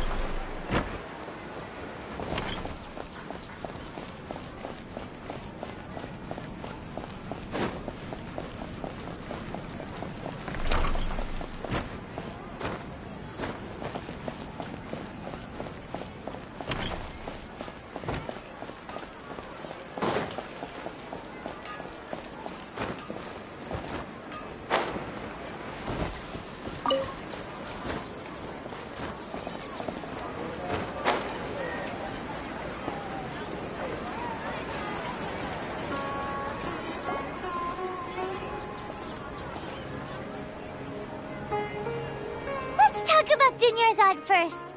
It's such a relief that she's all right. After we parted on the last day of the Sub-Zero's festival, I left the city and saw what the Traveler had described. Among the countless dreams, I found one that was growing fainter and fainter. This proved my suspicion. Once Dunyarzad could no longer bear the Akasha harvesting her dreams, her consciousness began to dissipate. But this also meant it escaped the Akasha's control. Such a small fragment of consciousness can't last for very long, though. It will return to its original dream, where both will gradually fade until they completely disappear. I used all the power I had to keep her dying dream alive as long as possible, but it still wouldn't have lasted for much longer if it hadn't been for you two breaking the samsara. So it looks like we did manage to save Dunyarzad in the end. Not... Huh? Why are you two smiling so happily? I thought you'd be so moved that you'd start crying. I need to spend more time observing human emotions. Both are fine. Everyone reacts differently. Alright, you two must have a lot of other questions for me, right? After all, you saved my faithful believer. As got it.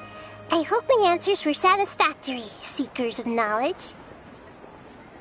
To be honest, maintaining Dunyarzad's fading dream took a lot of mental energy. I think I may need to rest for a while. Oh, and you don't need to worry too much about the Sage's activities for now.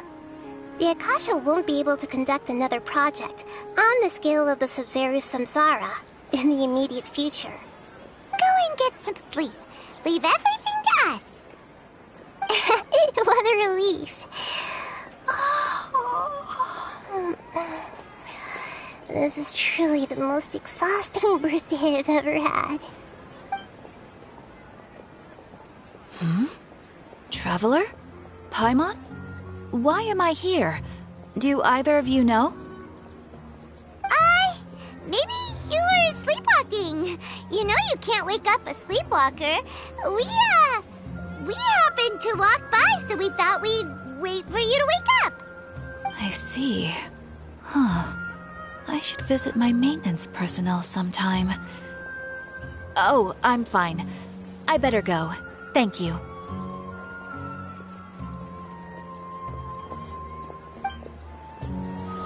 We've spent quite some time in Sumeru City, but ever since we last said goodbye to Lesser Lord Kusanali, we haven't heard anything from her. Oh, we can't just keep waiting around like this. Let's go find Catherine and pick up some work so we can at least keep ourselves busy.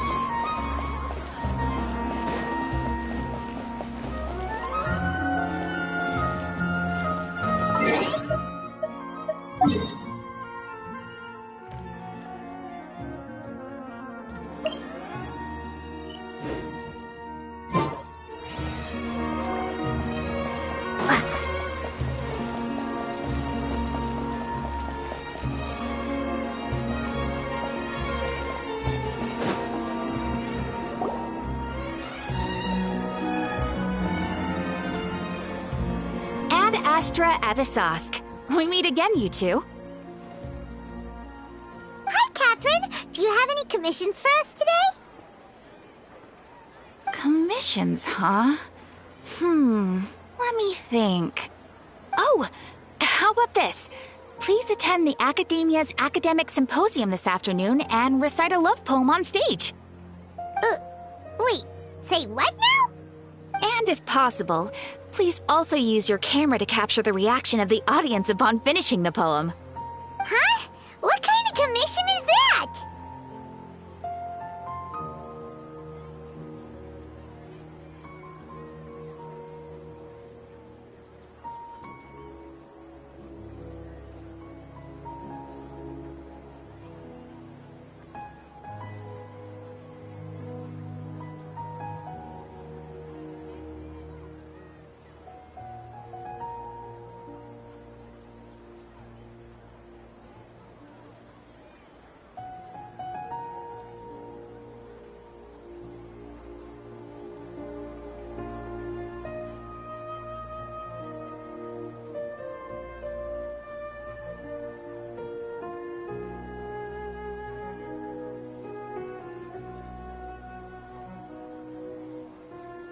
I see.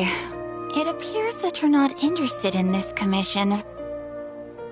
In that case, please go to Port Armos and convince the Eremites there to spend some time volunteering at the local orphanage. Hey, that's not any better.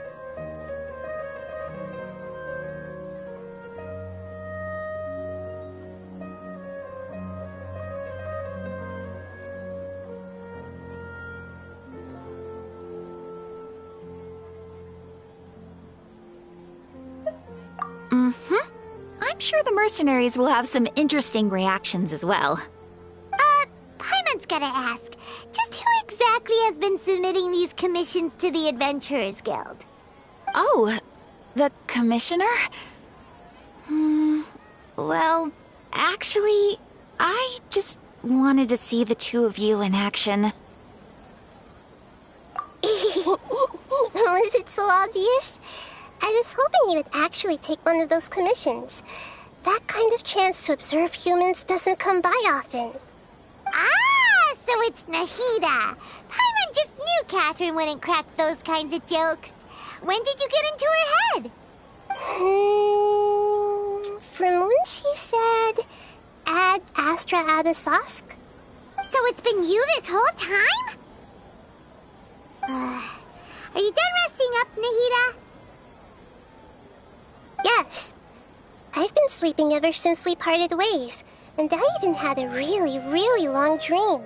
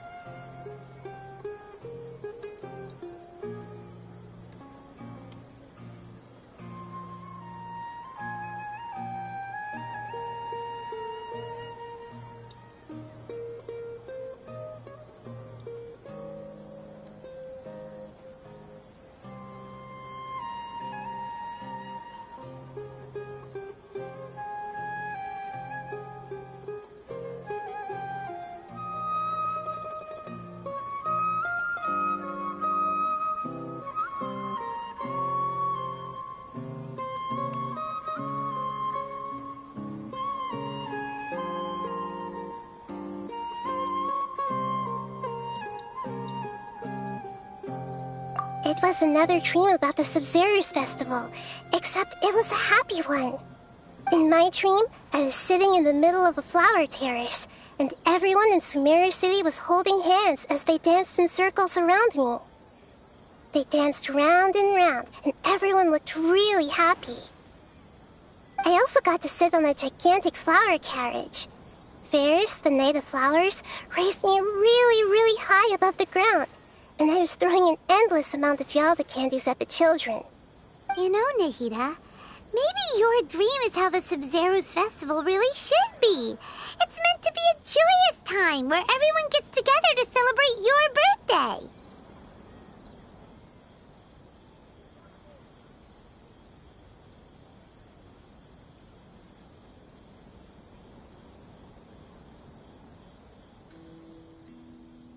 Huh? Wasn't I describing a really happy dream? Why are you both looking at me like that? Wait, could this be an example of the emotion known as pity? No, we aren't pitying you. That would only make everything worse. We just don't want you to feel too sad. By the way, have you had a chance to visit Dunyarzad? How's she doing? The Homianis haven't allowed any visitors after the festival, so we haven't been able to check on her. Yes, I paid her a visit right after I woke up. She was resting at the time. Her condition is stabilized.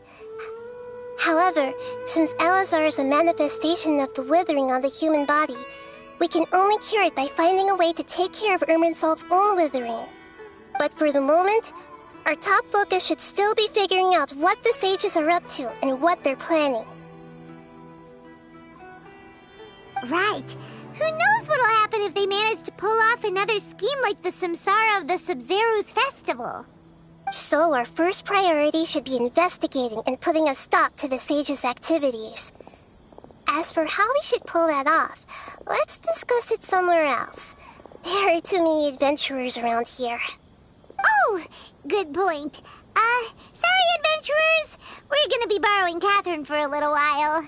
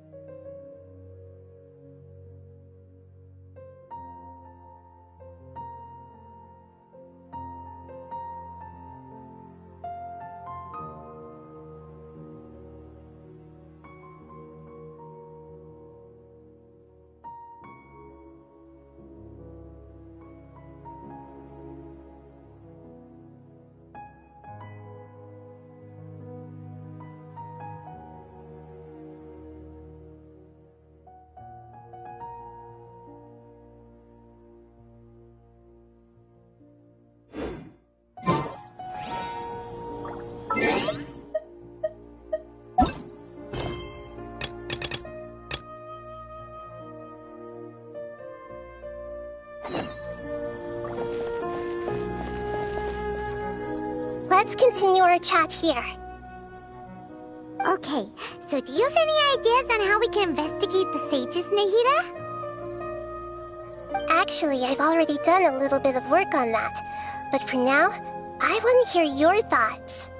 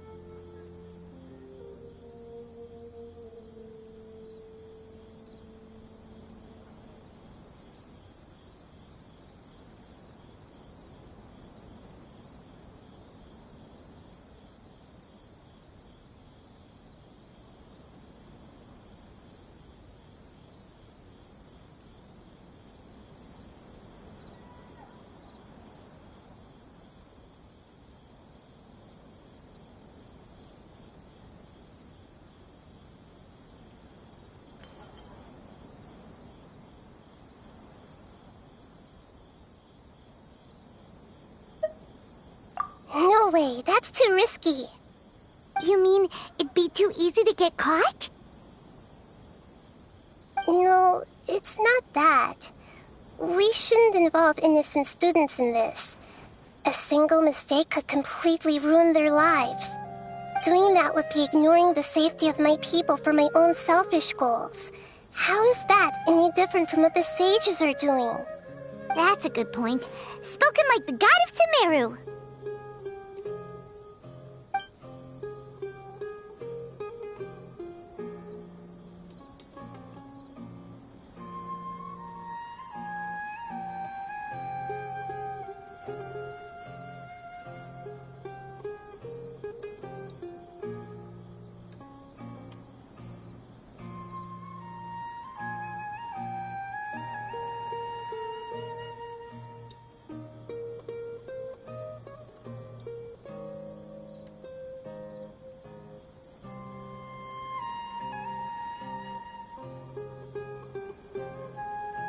I've already tried that, but all the key members of the Academia, even the core of 30 guards, intentionally avoid wearing their Akasha terminals.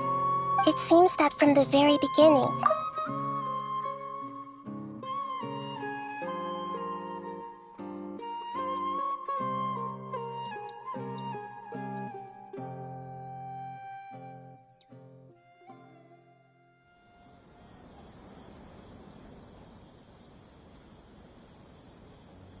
Have you already caught the sage's attention? I'm guessing not yet, but distrusting me would make perfect sense if they've ever paid attention to the urban legends about me. In any case, I probably can't take over their minds directly.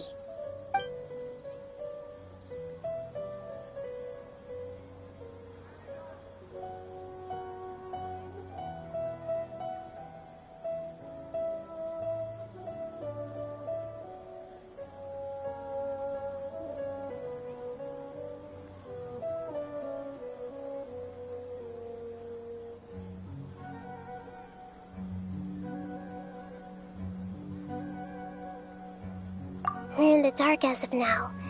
Since we still don't know anything about their goals, any rash move could tip them off and lead to terrible consequences. After all, every person in Sumeru City is one of their hostages.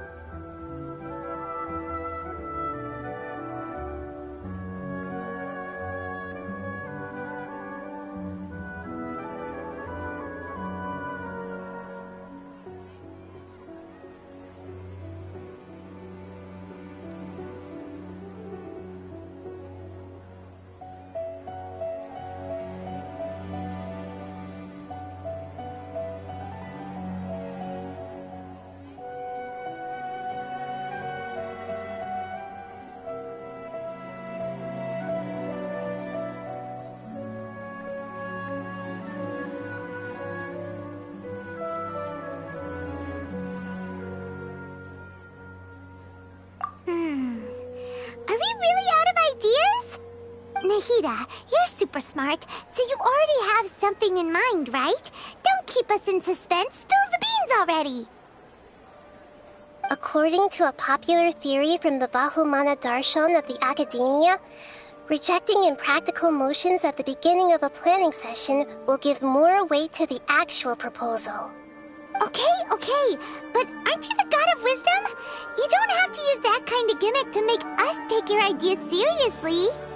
Well, I've been thinking that if I can't directly possess the leaders, and if I can't get ordinary people involved, then I should find someone who's already involved, but hasn't decided to side with the sages.